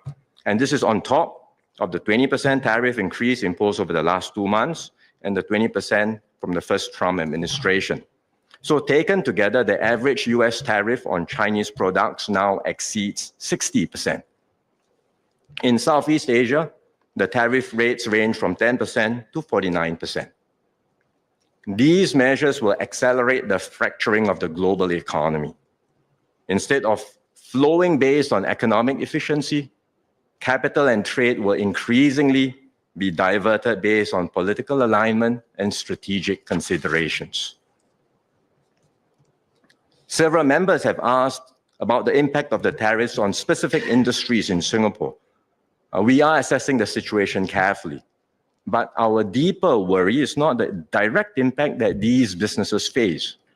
It is the wider implications for the global trading system and the world economy. So let me explain. First, the reciprocal tariffs are a fundamental rejection of the WTO rules. One of the cornerstones of the WTO multilateral trading system is the most favored nation principle, or MFN. Most favored nation sounds like giving special privileges. Actually, it means the opposite, that every member must treat all other members equally. In other words, if a country extends more favorable terms or imposes additional restrictions to one trading partner, it must do the same to all other WTO members. There are some carve-outs and exceptions to the MFN rule, for example, to allow free trade agreements. But MFN has long been the bedrock of the multilateral trading system. It ensures a level playing field, prevents discrimination, and enables countries, big or small, to compete fairly in global markets.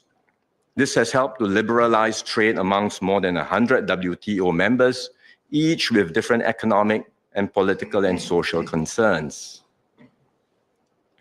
America's new tariff regime is a complete repudiation of the MFN principle. It opens the door to selective country-by-country trade relations based on unilateral preferences. If other countries adopt the same approach as the US, the rules-based trading system will unravel. This will spell trouble for all nations, but smaller countries like Singapore will face greater pressures because small countries have limited bargaining power in one-on-one bilateral negotiations. So the major powers will dictate the terms, and we risk being marginalized and sidelined. Second, the likelihood of a full-blown global trade war is growing. Singapore has decided not to impose retaliatory tariffs. Doing so will only lead to increased costs for Singaporeans. But other countries may not be guided by the same considerations and may have different perceptions and views. China has already imposed retaliatory tariffs on US goods. Others, like the European Union, are considering their next steps. Some think that the new tariffs are a negotiating tactic, a negotiating tool by the US to extract concessions in other areas. This was what President Richard Nixon did in 1971. He slapped a 10% surcharge on imports to pressure Germany and Japan to devalue their currencies, and when they did, the tariffs came off. Indeed, there is a brief window for countries to negotiate and get some reprieve from the US before the higher tariffs take effect. And it may be possible for some rates to be lowered. But we have to be realistic. Once trade barriers go up, they tend to stay up. rolling them back is much harder, even after the original rationale no longer applies. Even if some partial accommodations are eventually worked out, the uncertainty generated by such a drastic move will dampen global confidence and growth. It will be very hard to restore the previous status quo. And in particular, it doesn't look like the 10% universal rate is open for negotiation. This seems to be the fixed minimum tariff, regardless of a country's trade balance or existing trade arrangements. Furthermore, there are other forces that could maintain the momentum for tariffs. In particular, many European countries are eager to protect their critical industries like electric vehicles, green technologies, and semiconductors from Chinese competition. They do not want to be a dumping ground for exports from China or other countries. There is also a growing push across the West to strengthen their domestic manufacturing capabilities and to reduce dependence on global supply chains, especially in strategic industries. So this round of tariff increases by the US may just be the beginning of more increases to come globally.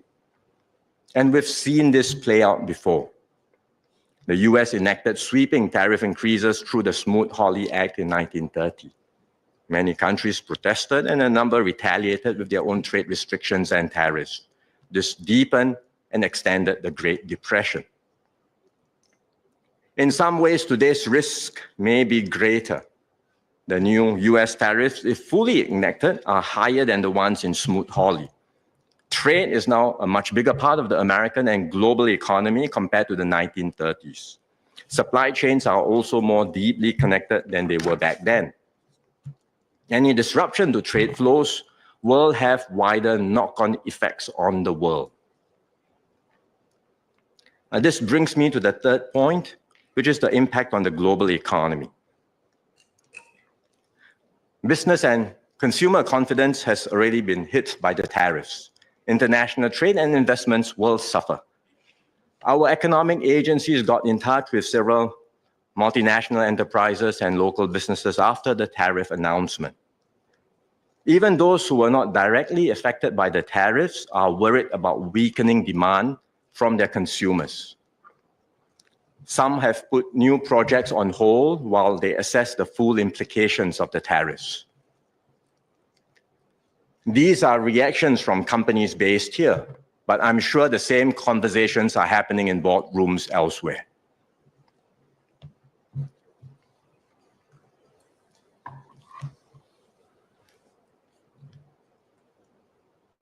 Over the recent days, we have seen sharp negative reactions in global stock markets.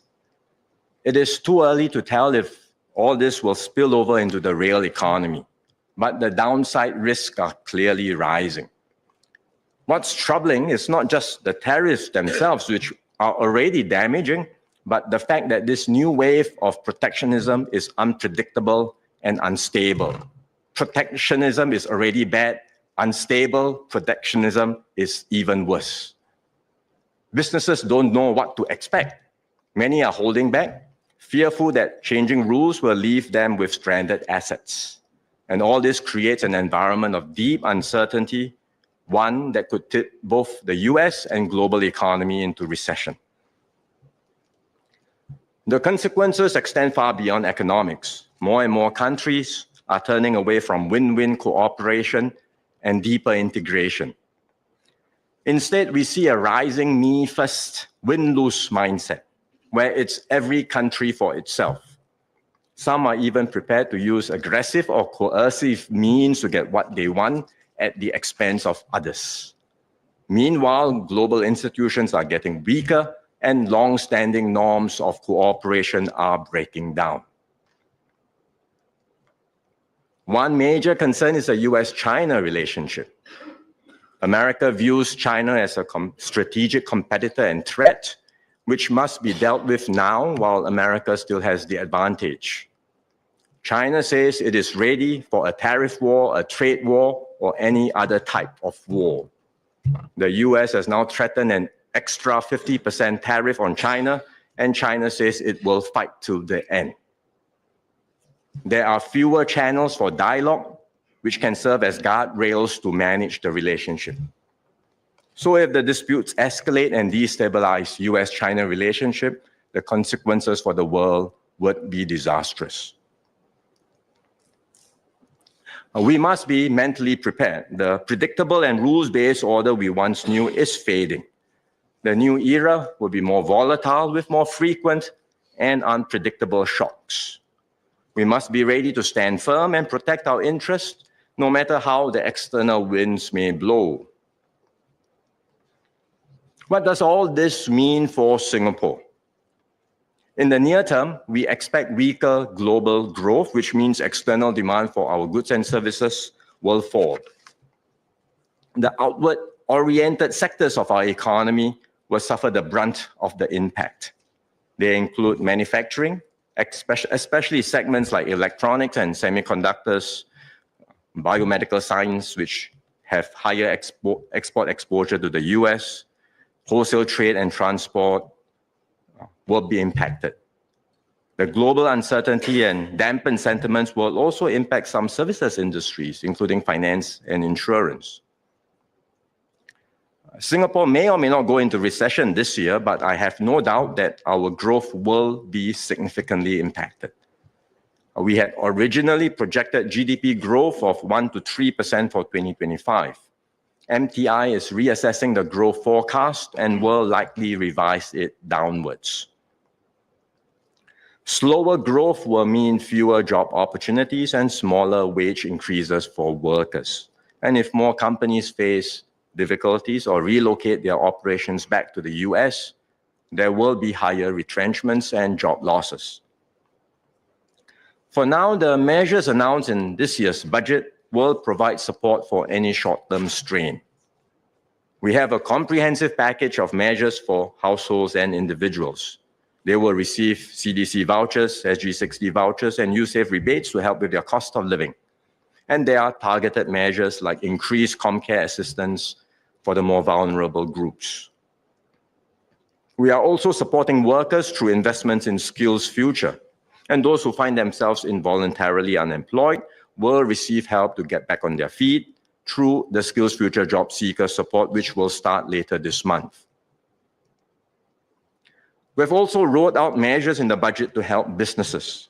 There are short-term support measures through corporate income tax rebates, as well as schemes to boost their productivity and competitiveness and to pivot to new markets.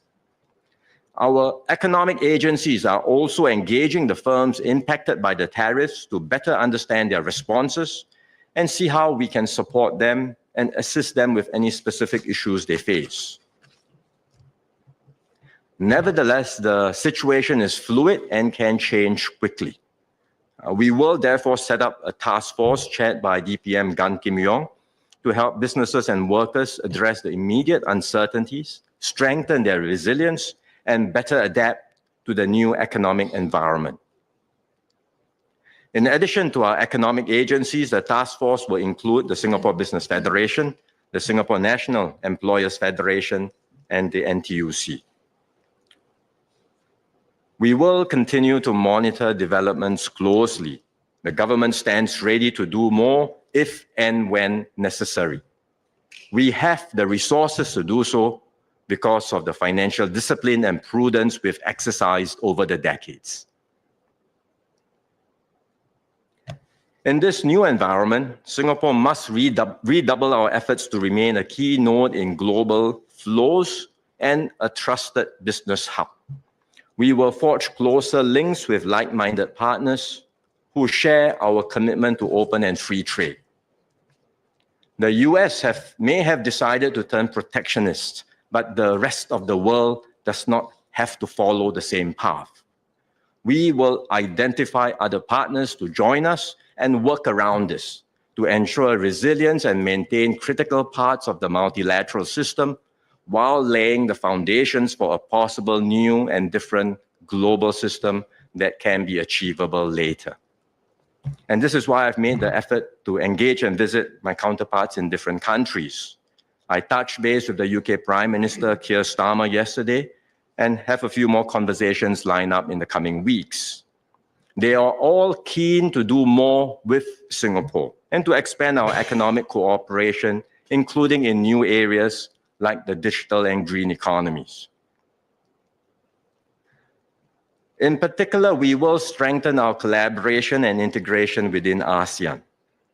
Last Friday, I spoke with Malaysian Prime Minister Anwar Ibrahim. Malaysia is also the ASEAN chair this year. We agreed to accelerate ASEAN's integration efforts to make our region more attractive and competitive.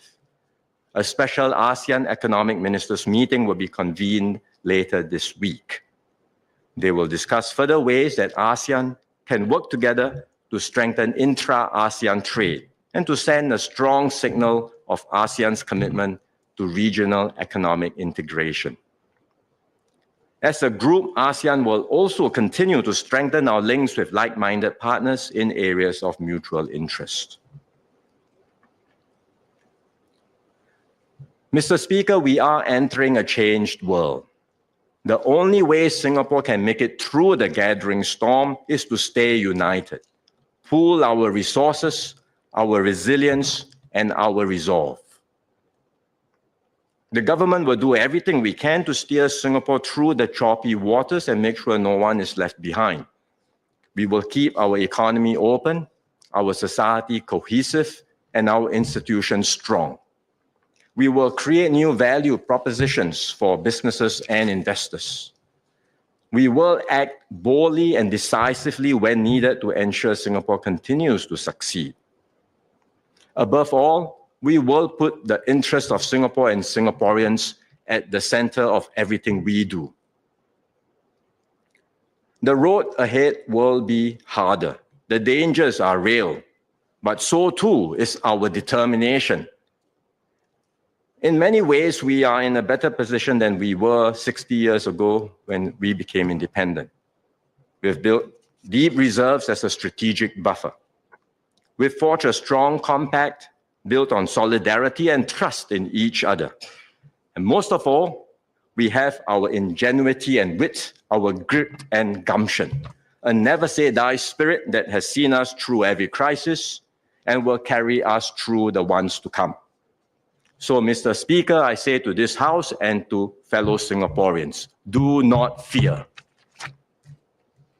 Now, more than ever, we will stay resolute and united.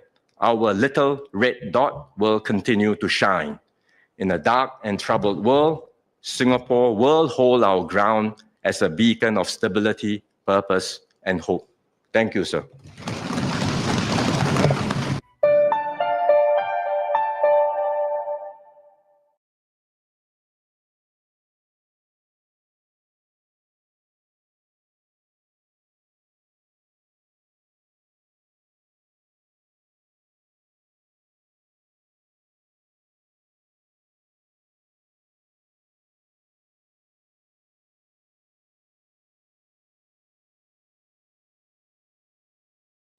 Mr. Speaker, we have known for some time that the world is in flux. The familiar signposts are fading, but the contours of a new global system have yet to take shape. So we are in a period of transition, uncertain, unsettled, and increasingly unstable. The recent Liberation Day tariff announcements by the US confirms this stark reality. The era of rules-based globalization and free trade is over.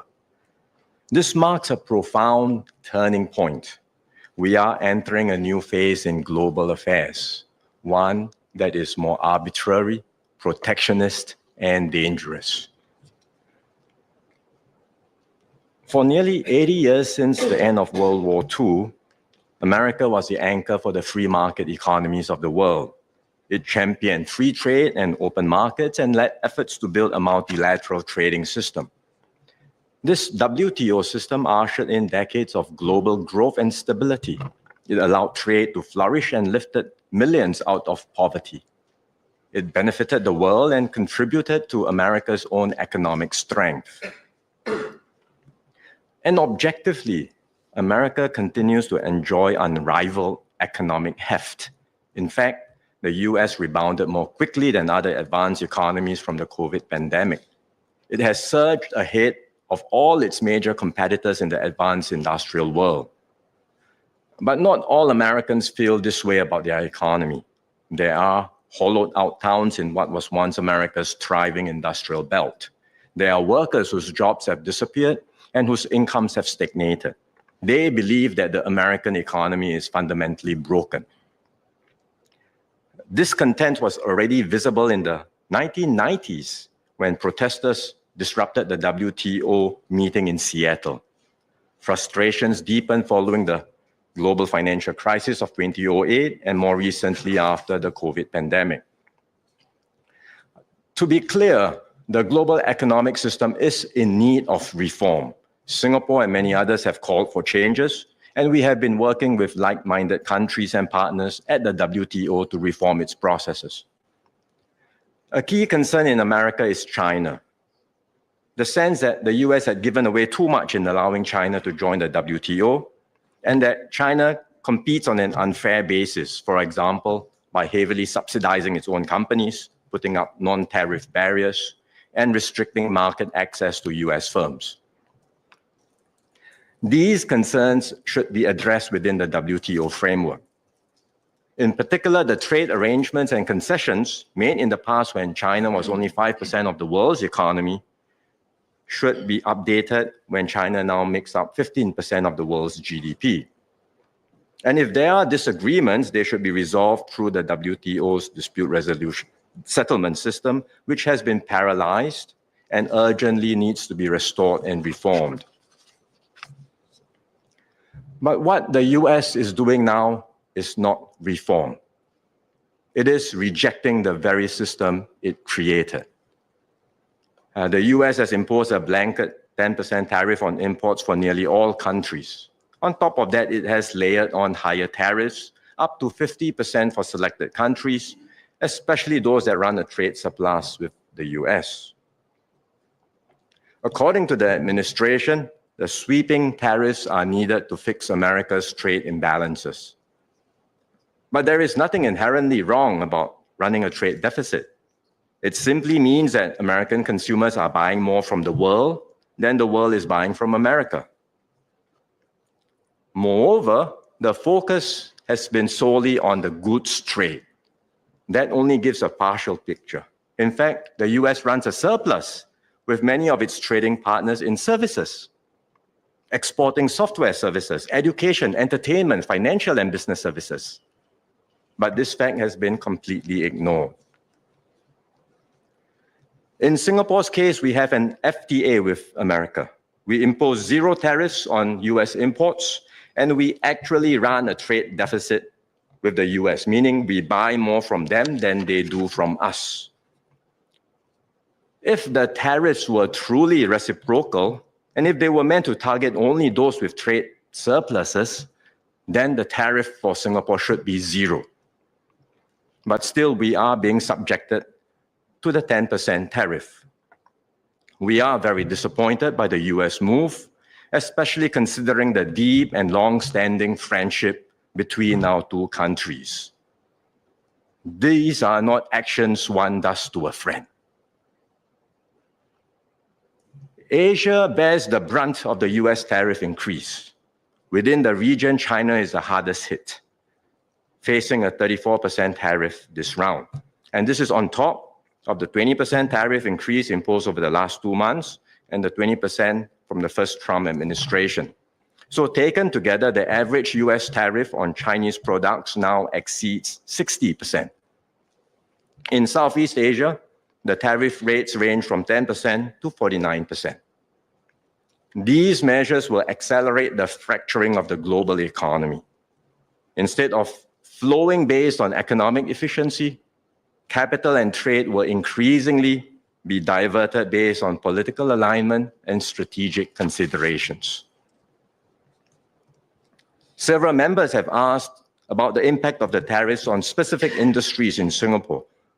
We are assessing the situation carefully, but our deeper worry is not the direct impact that these businesses face.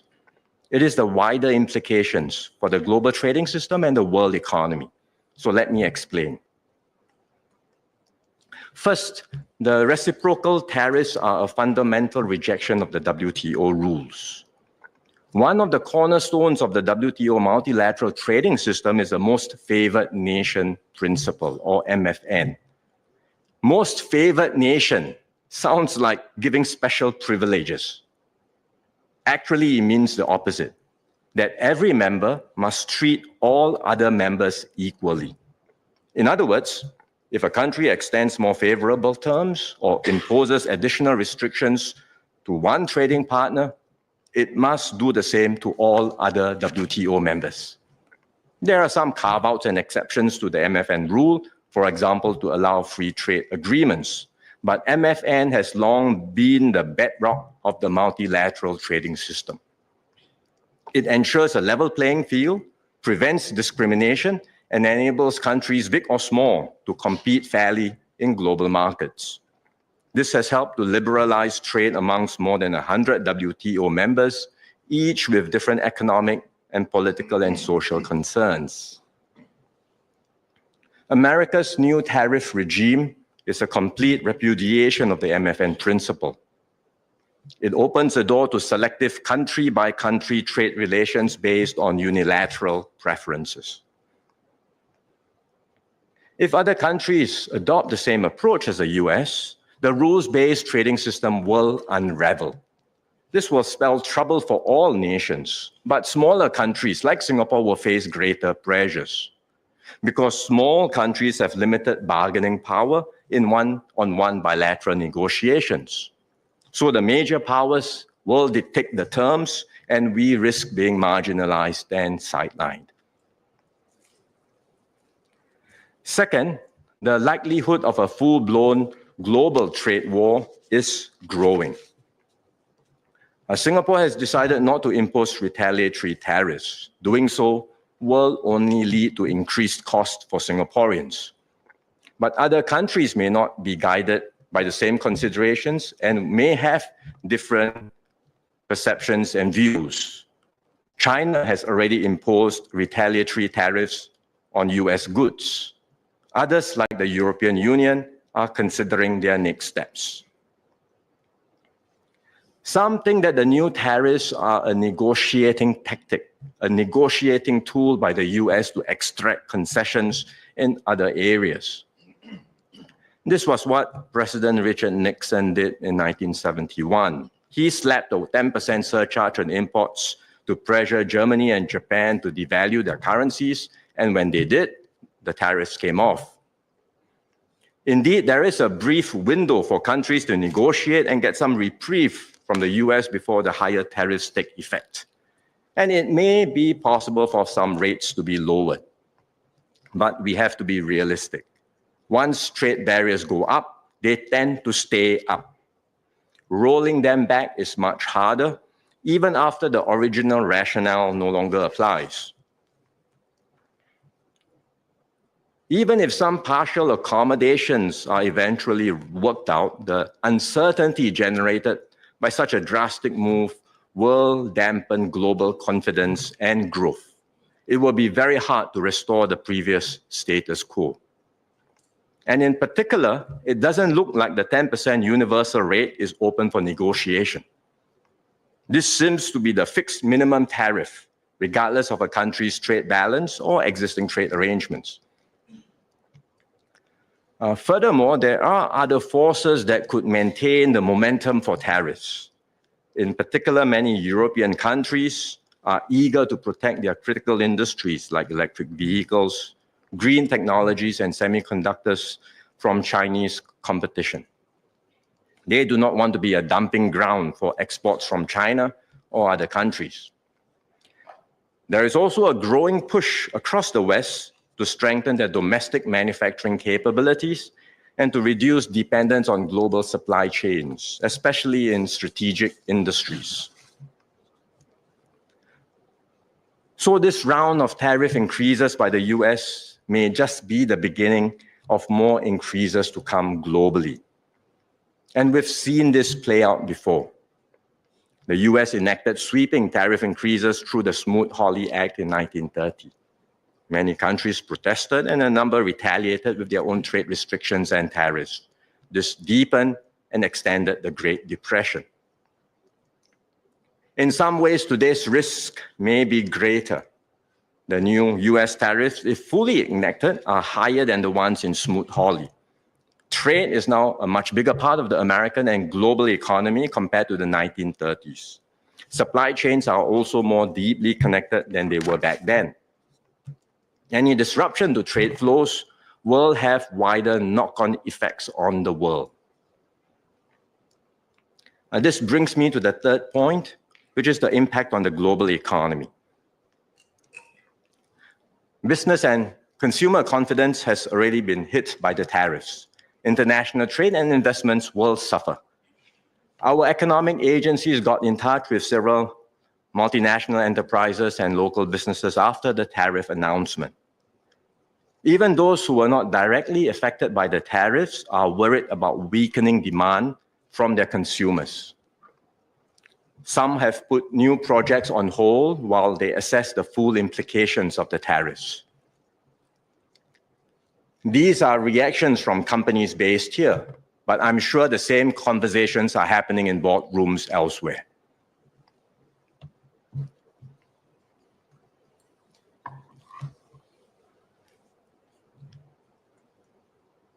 Over the recent days, we have seen sharp negative reactions in global stock markets. It is too early to tell if all this will spill over into the real economy, but the downside risks are clearly rising. What's troubling is not just the tariffs themselves, which are already damaging, but the fact that this new wave of protectionism is unpredictable and unstable. Protectionism is already bad.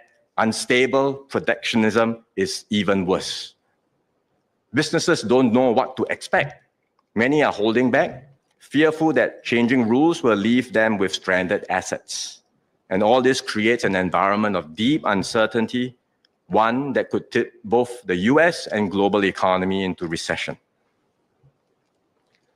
The consequences extend far beyond economics. More and more countries are turning away from win-win cooperation and deeper integration. Instead, we see a rising me-first, win-lose mindset, where it's every country for itself. Some are even prepared to use aggressive or coercive means to get what they want at the expense of others. Meanwhile, global institutions are getting weaker and long-standing norms of cooperation are breaking down.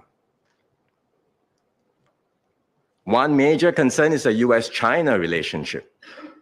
America views China as a strategic competitor and threat, which must be dealt with now while America still has the advantage.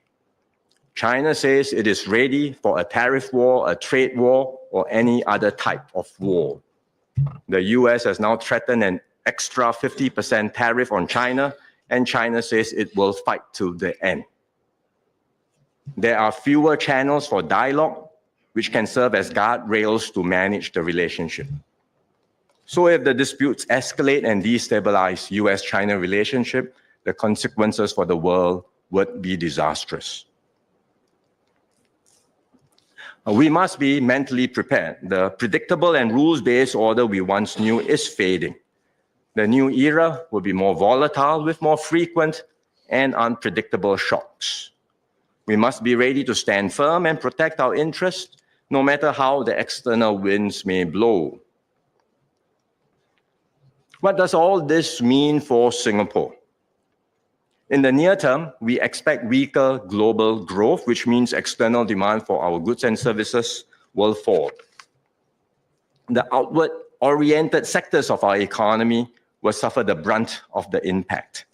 They include manufacturing, especially segments like electronics and semiconductors, biomedical science, which have higher export exposure to the US, wholesale trade and transport will be impacted. The global uncertainty and dampened sentiments will also impact some services industries, including finance and insurance. Singapore may or may not go into recession this year, but I have no doubt that our growth will be significantly impacted. We had originally projected GDP growth of 1 to 3% for 2025. MTI is reassessing the growth forecast and will likely revise it downwards. Slower growth will mean fewer job opportunities and smaller wage increases for workers. And if more companies face difficulties or relocate their operations back to the US, there will be higher retrenchments and job losses. For now, the measures announced in this year's budget will provide support for any short-term strain. We have a comprehensive package of measures for households and individuals. They will receive CDC vouchers, SG60 vouchers, and USAVE rebates to help with their cost of living. And there are targeted measures like increased ComCare assistance for the more vulnerable groups. We are also supporting workers through investments in Skills Future. And those who find themselves involuntarily unemployed will receive help to get back on their feet through the Skills Future Job Seeker support, which will start later this month. We've also rolled out measures in the budget to help businesses. There are short-term support measures through corporate income tax rebates, as well as schemes to boost their productivity and competitiveness and to pivot to new markets. Our economic agencies are also engaging the firms impacted by the tariffs to better understand their responses and see how we can support them and assist them with any specific issues they face. Nevertheless, the situation is fluid and can change quickly. We will therefore set up a task force chaired by DPM Gan Kim Yong to help businesses and workers address the immediate uncertainties, strengthen their resilience, and better adapt to the new economic environment. In addition to our economic agencies, the task force will include the Singapore Business Federation, the Singapore National Employers Federation, and the NTUC. We will continue to monitor developments closely. The government stands ready to do more if and when necessary. We have the resources to do so because of the financial discipline and prudence we've exercised over the decades. In this new environment, Singapore must redouble our efforts to remain a key node in global flows and a trusted business hub. We will forge closer links with like-minded partners who share our commitment to open and free trade. The US may have decided to turn protectionist, but the rest of the world does not have to follow the same path. We will identify other partners to join us and work around this to ensure resilience and maintain critical parts of the multilateral system while laying the foundations for a possible new and different global system that can be achievable later. And this is why I've made the effort to engage and visit my counterparts in different countries. I touched base with the UK Prime Minister, Kier Starmer, yesterday, and have a few more conversations lined up in the coming weeks. They are all keen to do more with Singapore and to expand our economic cooperation, including in new areas like the digital and green economies. In particular, we will strengthen our collaboration and integration within ASEAN. Last Friday, I spoke with Malaysian Prime Minister Anwar Ibrahim. Malaysia is also the ASEAN chair this year. We agreed to accelerate ASEAN's integration efforts to make our region more attractive and competitive. A special ASEAN Economic Ministers meeting will be convened later this week. They will discuss further ways that ASEAN can work together to strengthen intra-ASEAN trade and to send a strong signal of ASEAN's commitment to regional economic integration. As a group, ASEAN will also continue to strengthen our links with like-minded partners in areas of mutual interest. Mr. Speaker, we are entering a changed world. The only way Singapore can make it through the gathering storm is to stay united, pool our resources, our resilience, and our resolve. The government will do everything we can to steer Singapore through the choppy waters and make sure no one is left behind. We will keep our economy open, our society cohesive, and our institutions strong. We will create new value propositions for businesses and investors. We will act boldly and decisively when needed to ensure Singapore continues to succeed. Above all, we will put the interests of Singapore and Singaporeans at the center of everything we do. The road ahead will be harder. The dangers are real, but so too is our determination. In many ways, we are in a better position than we were 60 years ago when we became independent. We've built deep reserves as a strategic buffer. We've forged a strong compact built on solidarity and trust in each other. And most of all, we have our ingenuity and wit, our grit and gumption, a never-say-die spirit that has seen us through every crisis and will carry us through the ones to come. So, Mr. Speaker, I say to this House and to fellow Singaporeans, do not fear. Now, more than ever, we will stay resolute and united. Our little red dot will continue to shine. In a dark and troubled world, Singapore will hold our ground as a beacon of stability, purpose, and hope. Thank you, sir.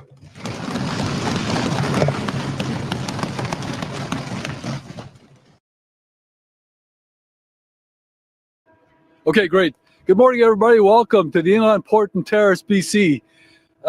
Before we get started, I want to introduce the representative from Kitsillas First Nation, and Chief Glenn Bennett is not here today. He's on a trade mission, but he sent his representative. His name is Cyril Nablas. We know him as CJ. So would you please welcome CJ to the podium?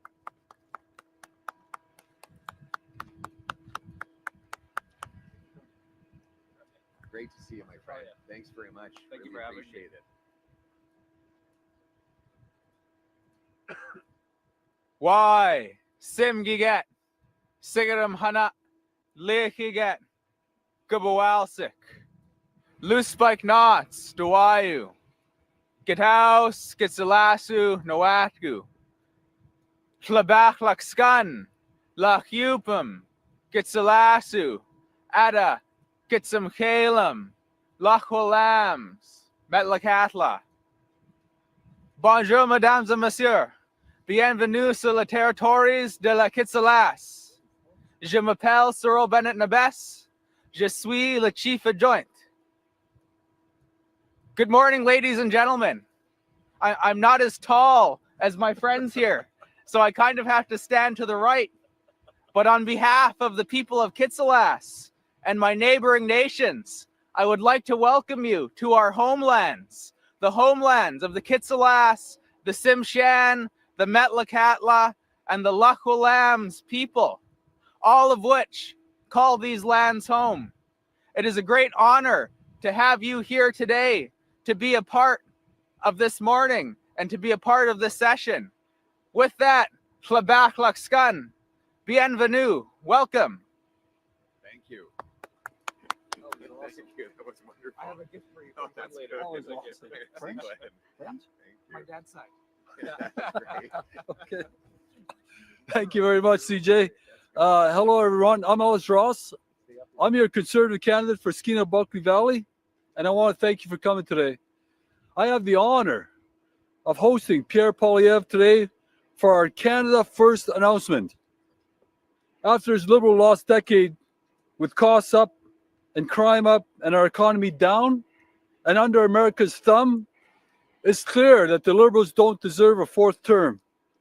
It's time to put Canada first for a change, with a new Conservative government that will axe taxes, build homes, unleash our resources, stop crime, and bring home jobs, to stand up to Trump from a position of strength.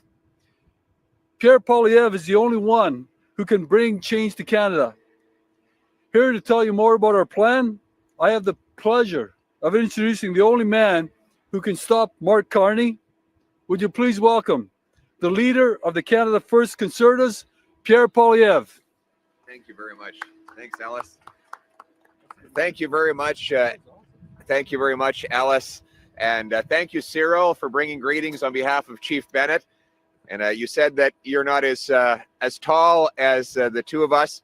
The important thing is that your legs are long enough to reach the ground. So thank you very much for a great prayer and a wonderful land acknowledgement to welcome us to this great land of yours. And merci beaucoup à Ellis Ross, un grand chef autochtone, l'ancien chef des Haisla, qui est responsable pour avoir négocié la construction de GNL Canada, le plus grand projet de l'infrastructure dans l'histoire du pays. Un projet approuvé par le gouvernement conservateur avant la mise en œuvre de C-69, la loi anti-développement des libéraux. J'ai besoin de Ellis Ross avec moi sur la colline parlementaire pour qu'on puisse rapidement abroger la loi C-69, enlever le plafond sur l'énergie et la production d'énergie canadienne, enrichir nos Premières Nations avec des projets de ressources naturelles et ramener des emplois ici au Canada pour briser notre dépendance sur les Américains. Et c'est ça le choix dans les élections qui s'en viennent. Est-ce qu'on va avoir un quatrième mandat des libéraux qui ont augmenté la crime et les coûts et ont affaibli notre économie face aux Américains? Ou bien est-ce qu'on aura un changement pour mettre le Canada d'abord en approuvant nos ressources, coupant les taxes et impôts et ramenant nos emplois ici pour tenir tête à Donald Trump? Mais avant de commencer avec notre annonce aujourd'hui, permettez-moi de commenter la situation économique qu'on voit aujourd'hui. I should say just quickly in English before I get started, Ellis Ross is our great candidate for this region. He is a former MLA. He is also the former first counselor of the Haisla First Nation, who personally helped negotiate the single biggest infrastructure project in Canadian history. LNG Canada, $40 billion of investment brought to this region because of his leadership, with First Nations being the primary beneficiaries. I need Ellis Ross on Parliament Hill, helping me land more $40 billion LNG plants for our people nationwide on all the coasts. And I can't wait to bring the incredible riches to the Haisla, the Kitsala, the Niska, the Squamish, and countless other coastal First Nations who want to build LNG export terminals. They know that Prime Minister Harper was right to approve LNG Canada. They know that that project could only have happened without C-69, the anti-development liberal law that Mark Carney wants to keep in place. But speaking of economic matters, we are all watching the stock market with interest today. We have to acknowledge that this chaos is the direct result of wrong-headed, unnecessary, chaotic policies coming from President Trump. These tariffs are a massive distraction, and they remind us why it was such a mistake for the Liberals to make us so dependent on the Americans over the lost Liberal decade. Now, obviously, Mark Carney will be trotting out his trophy titles and the inflated hype around his false resume claims on this day. But let's be clear, at this time, the last thing we need is to take a risk on the failed ideas of Mark Carney. Mark Carney has been wrong about every major economic issue of our time. He was wrong to support carbon taxes. He was wrong to oppose pipelines. He was wrong 4 years ago when he said the biggest risk to the world was deflation and proposed hundreds of billions of dollars of money printing. He was wrong when he caused the inflation crisis in Great Britain and the housing crisis in that country. He's been universally condemned by the British media, even though back here in Canada, the media covers up his failed record and his terrible reputation in the United Kingdom. We cannot afford a fourth Liberal term of Mark Carney driving up spending, money printing, taxes, and inflation while blocking our resource projects. We cannot afford that risk. We need a new conservative government for a change that will axe taxes, green light construction of homes, mines, pipelines, LNG plants, bring home our jobs so that we can reinforce our economic fortress against the Americans. In the short term, my government has already proposed an immediate response to help our seniors. We've proposed to delay by 2 years the time when seniors must withdraw their savings from their RSP and be taxed on it. This 2-year delay will save many seniors from being forced to crystallize losses they're experiencing on the stock market today. We know that seniors should not pay the price for Donald Trump's economic vandalism over the last several days, and that is why we will allow our seniors to keep their money invested until they regain their lost amounts. We've also announced that we will allow seniors who choose to work to earn up to $34,000 tax-free. That's $10,000 more than right now. Je veux dire premièrement quelques mots à propos du chaos des marchés financiers auxquels les Canadiens et le reste du monde font face. C'est le résultat direct des décisions chaotiques et mauvaises de Donald Trump qui ont causé ça. En même temps, il ne faut vraiment pas se fier à un autre homme qui a eu tort sur toutes les questions économiques de notre époque. Mark Carney avait tort de supporter la taxe carbone. Il avait tort de bloquer les projets de ressources naturelles. Il avait tort, il y a 4 ans, quand il a dit que le plus grand risque pour le monde était la déflation, tout en proposant d'imprimer des centaines de milliards de dollars, ce qui a causé l'inflation. Il est le conseiller économique à Justin Trudeau qui a contribué à la décennie perdue des libéraux. On ne peut pas payer le prix d'un 4e mandat libéral. On a besoin d'un vrai changement pour couper les taxes et impôts, approuver des projets de ressources naturelles et la construction de logements et ramener la production ici au Canada pour renforcer notre économie face aux Américains. Je vais aussi réitérer l'annonce que j'ai faite avec beaucoup de prévisions, c'est-à-dire de permettre aux aînés de garder leur REER pour un autre 2 ans. Ça va leur permettre de ne pas payer les taxes et accepter les pertes dans leurs investissements. Donc, je sais que les autres chefs sont en train de copier, de faire le plagiat encore en copiant mes idées aujourd'hui, mais je prends ça comme un compliment.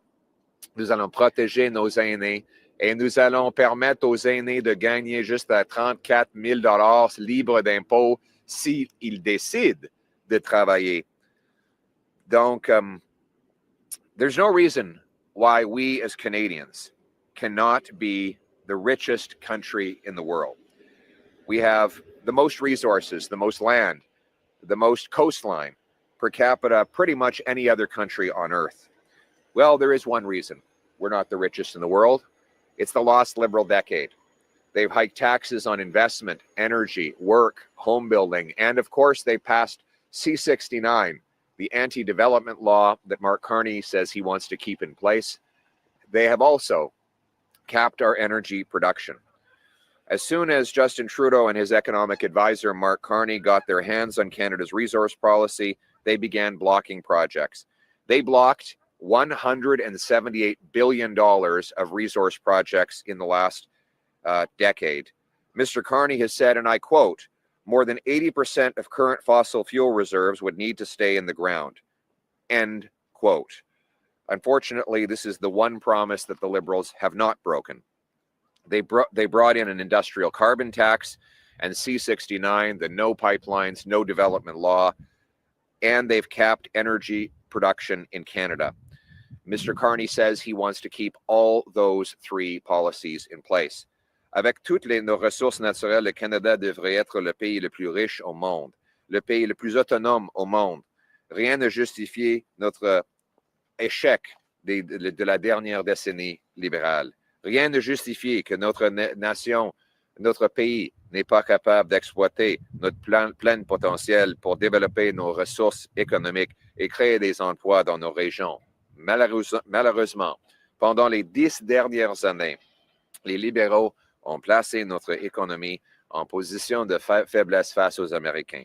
Justin Trudeau et son conseiller économique, Mark Carney, ont bloqué sans raison 178 milliards de dollars de projets de ressources naturelles. Justin Trudeau et Mark Carney, c'est du pareil au même. Même équipe libérale, même recette libérale, même résultat libéral. Mark Carney a lui-même dit vouloir garder 80% de notre énergie dans la terre. Malheureusement, ça c'est une approche qui va tuer des emplois et nous rendre plus dépendants sur les Américains et Donald Trump. Les libéraux ont introduit une taxe carbone sur nos industries. Ils ont mis en place la loi C-69 qui bloque les projets de développement et qui va empêcher GNL Québec pour le futur. It's the same liberal ministers, same liberal MPs, same liberal policies, and it will have the same liberal results. The liberal war on Canada's resource economy has been devastating, just as the Liberals intended. Between 2015 and 2020, they killed 16 monster resource projects amounting to over $170 billion of lost investment in our economy. It now takes 17 years to get a project in mining approved, nearly 25% longer than in Australia and 40% longer in the States. This was by design. Liberals don't like these projects. Their radical environmental ideology prevents it from happening. We should be selling our resources to the world, breaking dependence on Putin and other foreign dictators, and going around the Americans. Canadian oil and clean natural gas should be displacing coal and reducing emissions worldwide by allowing India and other Asian countries to use our gas instead of dirty coal. But now we export 98% of our energy to the Americans at massive price discounts.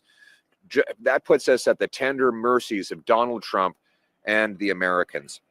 I should point out, we are selling natural gas for $4 per British thermal unit to the Americans. It goes for $15 in Europe. So we're selling something for $4 that we could be getting $15 for. But for the fact that we don't have any export terminals that can move the gas overseas, all of them blocked by the Liberals. Only one is nearing completion, and that is LNG Canada here in this region, over in Kitimat, and that was a project approved by the previous Conservative government, and only could have happened with an industrial carbon tax exemption and by approval under the previous pre-C69 rules. Today, with the industrial carbon tax, the Liberal industrial carbon tax, the Liberal energy cap, and the Liberal law C69, that project never would have happened. The Conservative Party is going to reverse the Liberal agenda of blocking and keeping in the ground our resources. Today, I'm rolling out the next phase of our Canadian economic plan. I call it one and done. This rule will cut through red tape and get projects done quickly. Build fast, bringing jobs and paychecks home. This is what one and done means. First, we will establish a one-stop shop. One desk called the Rapid Resource Project Office will handle all regulatory approvals across all levels of government so businesses don't have to waste time navigating through dozens of different agencies at 3 different levels of government. We will do this in partnership with provinces, First Nations, and municipalities, getting them to sign on to merging together their various processes. We will get rid of the double process right now where you have to do the exact same environmental review 3 different times for 3 different levels of government. We'll merge them together, one and done. Next, we will end duplication so there is only one application and review, ensuring efficiency without sacrificing standards. It's not about reducing our environmental or public safety protections. It's about merging them into one simplified step instead of overlapping processes.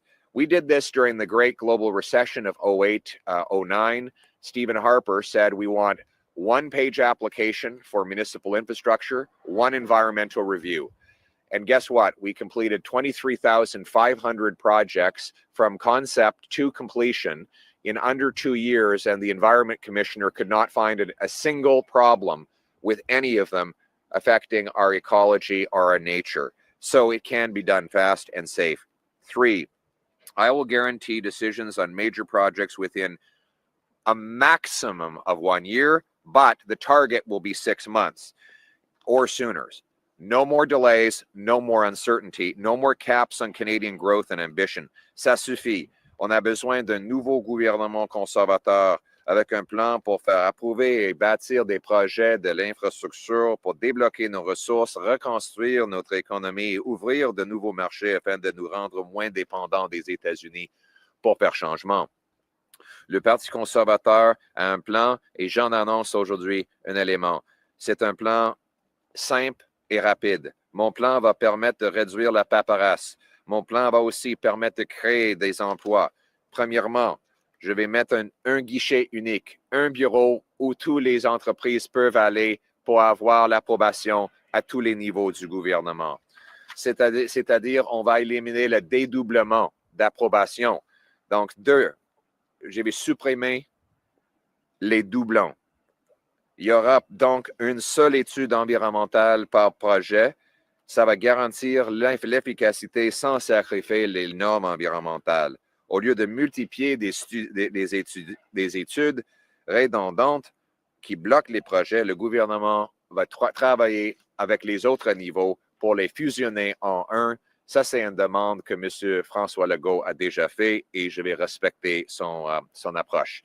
Troisièmement, je vais m'assurer que les décisions concernant les grands projets seront prises dans un délai d'un an maximum, mais avec le but de 6 mois. Fini les retards, fini l'incertitude, fini les limites sur notre potentiel économique. Mark Carney and his team of Liberals have forgotten you, the people who want to work and create opportunities. They have anti-development laws like C-69, the industrial carbon tax, and the energy cap that will make sure no projects ever go ahead. That is why we cannot trust the Liberals to a 4th term in power. They have the same Liberal MPs, same Liberal advisors, same failed Liberal policies, same broken promises. Mark Carney is not real change. He is doubling down on the same lost Liberal decade from which we now need to escape with real change. The single most powerful thing we can do to break our dependence on the Americans and bring jobs and dollars home would be to rapidly expand our energy production and exports. But Mark Carney has said he wants to keep the industrial carbon tax, keep C-69, the no development law, keep the resource and energy cap. And get this, just a couple of days ago, after the Liberals saw my commitment to get LNG Canada Phase 2 built, they rushed out Minister Wilkinson to tell you that, surprise, now they've changed their position on that too. Except it comes with a big fast asterisk. The minister says, and I quote, "We'd like to see a positive decision, but the project would have to fit within the government's climate architecture." Their climate architecture. That is code for saying the project will never happen. Furthermore, the company who is investing in this project says they cannot do it with the energy cap, C-69, or the industrial carbon tax. So in other words, it would be impossible to complete LNG Canada if the Liberals stay in power, no matter what deathbed conversions or last-minute promises they now try to make. The Liberals are going to continue with the same failed approach. A resume is not a plan, nor is continuing with the same policies Mr. Carney advised Trudeau to take over the last 5 years. The last Conservative government, of which I was a part, had an economic action plan to grow the economy and make it less reliant on America. That's why Stephen Harper approved LNG Canada before the Liberals took office.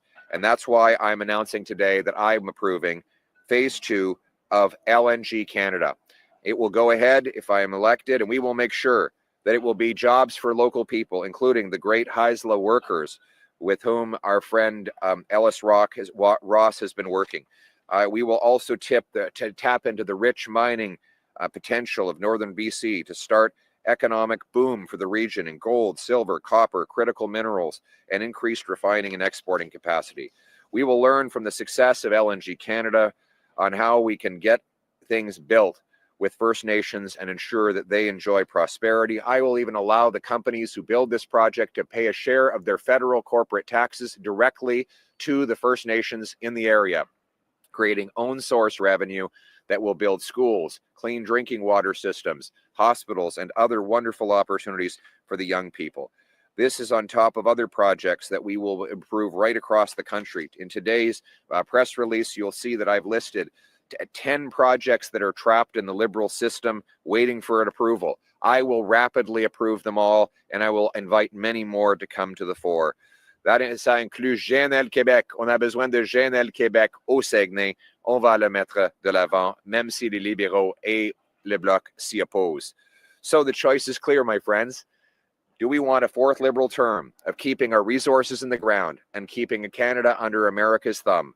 Or do we want a new Conservative government that will approve projects, unlock resources, unleash our economy, so that we can be strong, self-reliant, sovereign, and stand on our own 2 feet against the Americans? Le choix qui s'offre aux Canadiens est simple. Est-ce qu'on veut un 4e mandat des libéraux qui ont bloqué l'exploitation de nos ressources naturelles et placé notre économie en position de faiblesse face aux Américains? Ou est-ce qu'on veut un nouveau gouvernement conservateur qui va débloquer des projets et ramener nos emplois ici pour faire face aux Américains avec la force canadienne? C'est ça le choix. That is the choice. It's time to put Canada first for a change. That means partnering with First Nations, approving projects, expanding ports, building pipelines, digging mines, axing taxes, and getting it done for a change. Thank you. Thank you. We will now go to questions. Please say your name and outlet. Thank you. Thank you very much. Chuck Chang with the Canadian Press. Mr. Poilievre, how quickly do you think these fast-track programs can go ahead, considering that there's also provincial and municipal jurisdiction? And are you confident that the proper environmental and First Nation Indigenous consultations on these projects have been done in order to facilitate these fast tracks? Thank you. Yes, thank you for your question. I didn't get your name. Chuck Chang, Canadian Chuck. Press. Okay, thank you, Chuck. Yes, a very important question. My goal is to bring First Nations, municipalities, and provinces all under the same tent.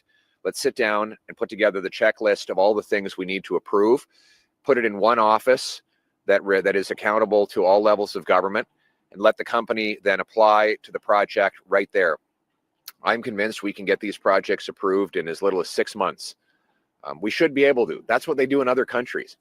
Let me give you an example. In Germany, they built an LNG import terminal from concept to completion in 178 days. That's not the approval process. That was approval and construction. That's how things happen in the rest of the world. We're in Canada, we're not even, we're in a parallel universe here where it takes 14, 15 years to go through the bureaucracy. In the rest of the world, things are getting done in months, not years. And that's what we're going to have to do. We need to move at the speed of business to bring our jobs home and become self-reliant, because after the lost Liberal decade of rising costs and crime and a falling economy under America's thumb, we can't afford a Liberal fourth term. We need a new Conservative government that will green light projects, axe taxes, and bring our jobs home for a change. En français. Merci beaucoup. Une très bonne question. Moi, je crois qu'on peut le faire dans 6 mois, mais au maximum 1 an. Il faut reconnaître qu'ailleurs au monde, ça se fait rapidement. Les Allemands ont bâti une usine d'importation de gaz naturel dans 178 jours. Ça inclut l'approbation et la construction. C'est comme ça que ça marche ailleurs. Donc, attendre 14 ans pour un permis, c'est pas normal. Moi, on va fusionner les processus municipal, provincial, fédéral, des Premières Nations dans un seul bureau pour accélérer l'approbation et compléter la tâche. Après les décennies perdues des libéraux, on ne peut pas attendre un autre 4e mandat libéral. Il faut ramener les emplois ici, couper les taxes, débloquer les projets, avec un nouveau gouvernement conservateur pour faire changement. Merci beaucoup. Thank you. We will now take a call-in question from the phone line. Your next question is from Rob Shaw from Czech News. Please go ahead. Hi, Mr. Poilievre. I'm sure, as you know, a big question about phase 2 of LNG Canada is whether it should be forced to run on electricity to reduce pollution. And I take it, based on what you're saying today about your sort of pre-approval, you would not require electrification and it could just go ahead and run on natural gas. Am I understanding that correctly? Yes. And to be clear, Mr. Shaw, the project will not go ahead if it cannot run on natural gas. It won't happen. So when the Liberals say that they're going to ban LNG Canada from using gas to power the plant, what they're saying is the plant will not be allowed to happen. And let's be very clear. If the Liberals are reelected, this expansion will not occur for 4 reasons. 1, the energy cap that they are imposing makes it impossible. And you can ask the company about that. You don't have to take my word for it. 2, the industrial carbon tax. The only way LNG Canada #1 went ahead is because it had a carbon tax exemption. 3, C69, which will mean that it's 10 years of bureaucracy and hearings and back and forth that no company is going to waste millions and billions of dollars on. And 4, Liberals want to insist that it run on electricity and not on gas. That makes it impossible to finance. So for 4 reasons, there is no way the Liberals will ever allow this to happen. If you want energy independence, if you want these monstrous, big, beautiful projects to go ahead, you are going to need a change in government with a Canada First conservative prime minister. En français. Oui, la réponse est oui. Je vais permettre le projet d'aller de l'avant en utilisant le gaz. Sans cette décision, le projet va jamais se faire produire. C'est trop cher. Donc, les libéraux, si les libéraux sont réélus pour un 4e mandat, ça va jamais se produire. On sait pourquoi. Ils ont 4 obstacles. Ils ont mis 4 obstacles en face de ce projet. 1, c'est la loi C69, la loi anti-développement, qui va le bloquer. 2, la taxe industrielle de carbone. La première phase de ce projet avait besoin d'une exemption à cette taxe. 3, le plafond sur la production énergétique. La compagnie dit que c'est impossible de le faire avec ce plafond. Et 3, l'obligation d'utiliser l'électricité pour les liquéfaction. On a besoin de gaz naturel pour le faire. Donc, simple choix. Allez-vous élire les libéraux pour un 4e mandat pour bloquer ce projet massif ou bien allez-vous choisir un vrai changement avec un nouveau gouvernement conservateur qui va débloquer le projet et ramener nos emplois ici? Merci. Thank you. We will now go to another call-in question from the phone line. Your next question is from Tom Fletcher from Northern Beat. Please go ahead. Thank you.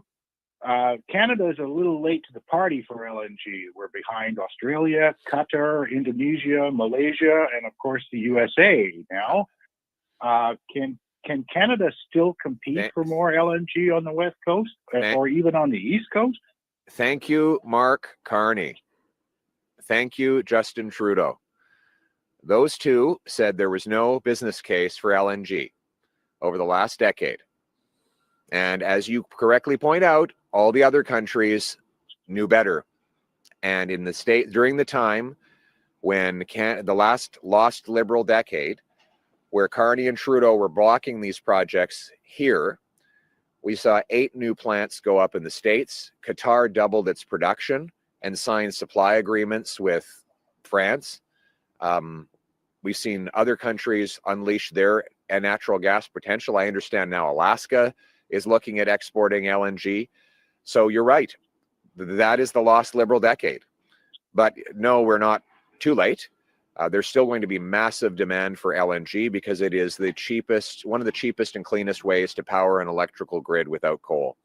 And so if we move now, if we reject a 4th Liberal term and elect a new conservative government, that will rapidly approve major projects like LNG Canada Part 2, LNG Quebec, and others, then we can get our gas to the world. We have huge advantages over the Americans. It takes 11 days to ship to Asia from BC. It takes 20 days to ship from the US Gulf Coast. We have cold weather. It's nice and crisp out here today. That reduces the cost of liquefaction by 25%. Well, how do you liquefy a gas? You cool it down. We've already got a natural cooling system. It's called our climate. And also we have abundant energy to power that liquefaction. So we have enormous advantages over the Americans, the Qataris, and countless others. We just need to get this Liberal government out of the way and elect a new Conservative government that will get it done for a change. En français. Merci beaucoup, Monsieur Trudeau, Monsieur Carney. Vous avez bloqué notre opportunité pendant une décennie lorsque les Américains, les Qataris, les Australiens et les autres ont poursuivi ces projets. Mais donner un quatrième mandat aux mêmes libéraux qui ont bloqué ces projets, c'est exactement le contraire de ce qu'on devrait faire. Non, on a un avantage énorme ici au Canada. La météo froid rend la liquéfaction moins chère. Ça prend 11 jours d'aller de la Colombie-Britannique en Asie avec un grand navire, 20 jours aux États-Unis. Et nous avons une abondance de l'énergie pour liquéfaction plus que les autres pays. Donc, nous pouvons le faire moins cher, plus efficace que tous les autres pays du monde. On a juste besoin d'un changement avec un nouveau gouvernement qui va donner le feu vert. Merci. Thank you. We will go to another question on the call-in line, and this will be the final question. Thank you. Your next question is from Marianne Dipolto from Franco Press. Please go ahead. Bonjour, Monsieur Poilièvre, Marianne Despelteaux de Franco-Presse. Vous avez confirmé que si élu Premier ministre, vous allez protéger les stations de Radio-Canada à l'extérieur du Québec. Ouais. J'aimerais savoir quels sont vos engagements pour les médias francophones hors Québec qui ne sont pas Radio-Canada et qui ont des défis financiers présentement. Une très bonne question. On a déjà dit qu'on va doubler le montant de financement disponible pour le programme de journalisme local. Ça va favoriser les médias indépendants. On va aussi nous assurer que les médias indépendants aient leur juste part de publicité gouvernementale. On va aussi renverser les politiques de Justin Trudeau et les libéraux qui ont bloqué nos médias locaux d'être sur Facebook, Instagram, et d'autres médias, d'autres réseaux sociaux. Donc, ça va nous permettre d'avoir plus de voix, plus de liberté, surtout pour nos médias francophones à travers le Canada. Merci beaucoup. Thank you. That concludes today's press conference. All right. Thanks very much, everyone. Let's bring it home. Thank you.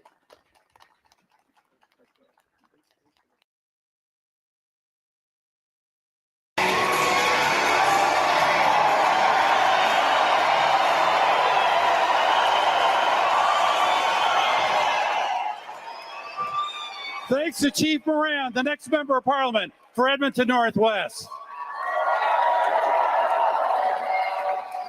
Wow, what a fantastic crowd. Thank you, Edmonton. Thank you for being here. Thank you for making yourself a positive part of the most important decision that this country is going to make in decades. Canada right now needs change more desperately than it perhaps ever has. And it needs someone to lead that change, my friends. As someone who had the honor of serving as your Prime Minister, I know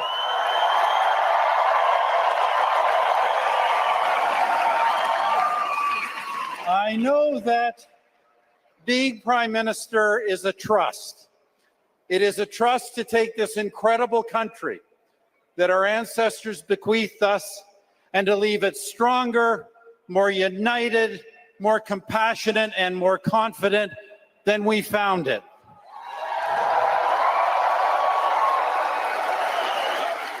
That's what we did, my friends.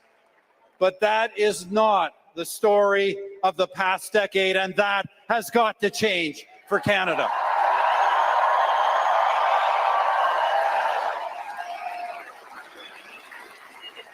Chers amis, je me trouve dans une position unique pendant cette campagne. Je suis la seule personne pour qui les deux candidats au poste de Premier ministre ont travaillé. Et mon choix sans équivoque est Pierre Poilievre.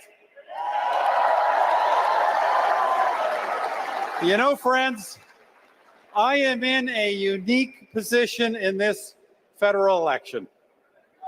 I am the only person who can say that both of the men running to be Prime Minister once worked for me. And in that regard, my choice, without hesitation, without equivocation, without a shadow of a doubt, is Pierre Poilievre.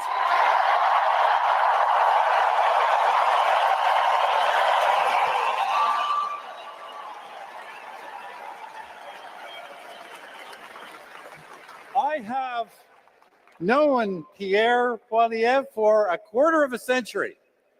Since he was a very young man, the first time I met him, I could see that he was smart, articulate, possessing tremendous passion for our country and strong convictions about sound public policy. In 2004, during the time of my leadership, Pierre's parliamentary career began.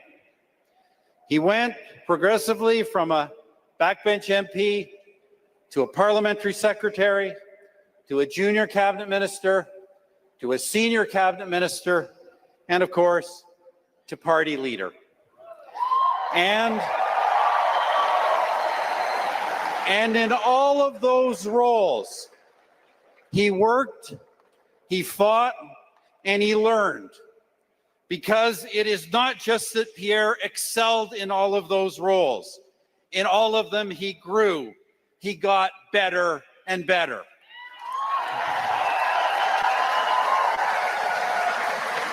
Friends, don't let anyone tell you that he was born to be Prime Minister, or that he can just somehow parachute into the job fully prepared. Political experience, elected, accountable political experience, and the capacity for growth with that political experience, that is what Pierre has demonstrated for 2 decades, and that is the single most important characteristic a Prime Minister needs.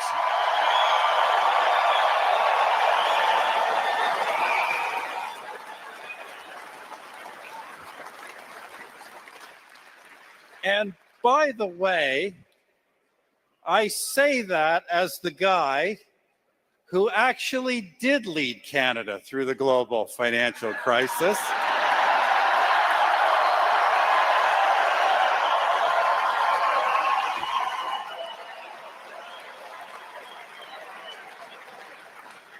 I hear there's someone else claiming it was him. It was, of course, our government, the late, great Jim Flaherty, and our Conservative team who were responsible for the day-to-day macroeconomic management during that challenging time. And friends, it's no secret that our country faces today another historically challenging time in the form of the Trump administration. There is no sugarcoating that. But the bulk of the problems that afflict our country, falling living standards, declining employment and housing opportunities, rising crime, the growing divisions between our regions and our people, these were not created by Donald Trump. They were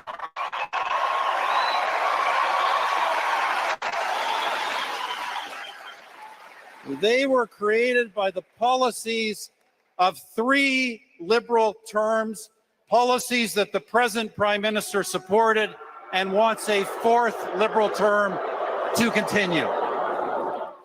Pierre has consistently opposed those policies. Policies that have put costs up, accelerated crime, left our wealth in the ground, and made our economy vulnerable and under America's thumb. And Pierre has, just as importantly, long advocated the positive alternatives for change, to axe those taxes, build homes, bring back jobs, get our resources to the whole world.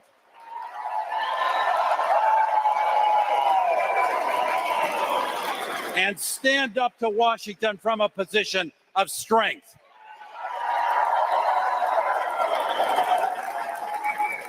Friends, I believe that the challenge this country faces today from the United States, as real and serious as it is, should not be another excuse for Liberal failure. Instead, it should be a historic opportunity. That's how we've got to see it. An opportunity to make Canada what it should be. Internally united, internationally connected, a truly independent economy with the highest living standards in the world.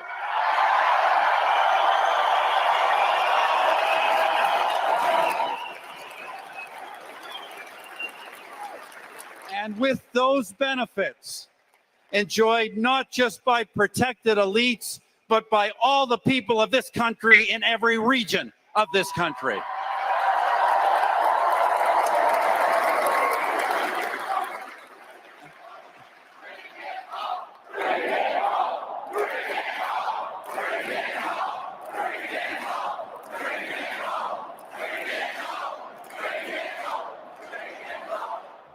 And do bring it home, friends, because that goal does not depend on Donald Trump. It depends on us.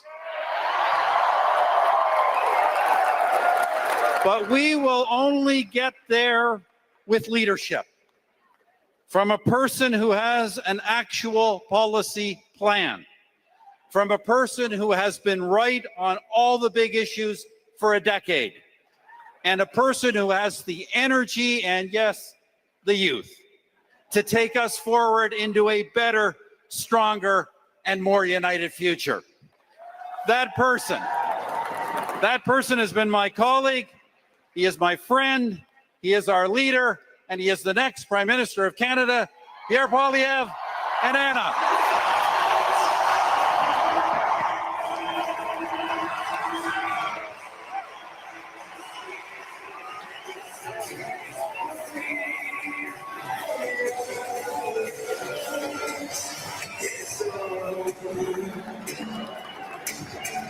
Something tender about, there's something hidden about, there's something our generations can have and control.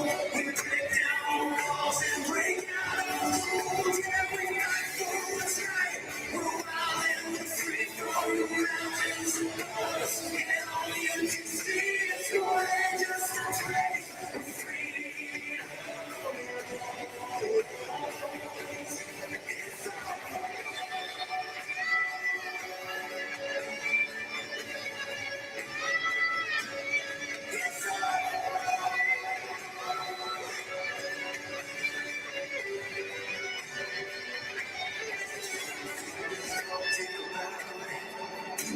There's something brand new about it.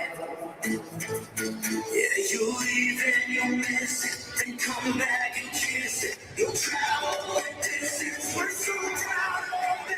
We fight for what's right, we're wild and we're free from the mountains and borders. And all you can see is more than just a place. We're free.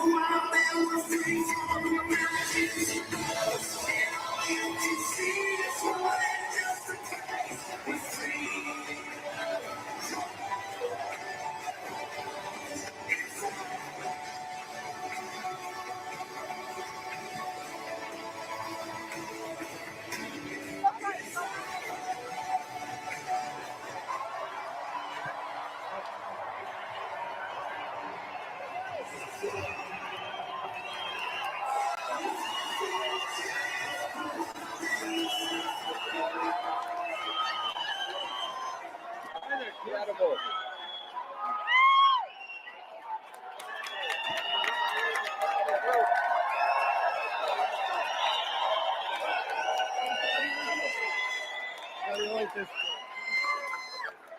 Who's ready for change in Canada?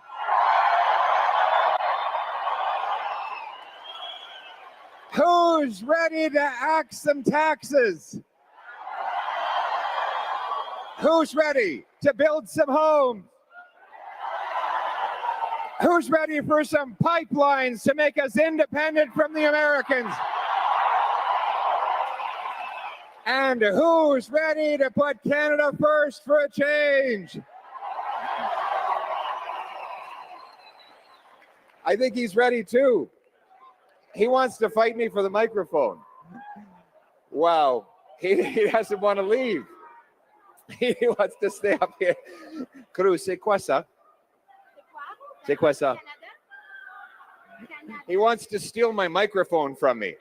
I think he wants, little Cruz wants to be prime minister. He'd be much better than what we have right now, I think.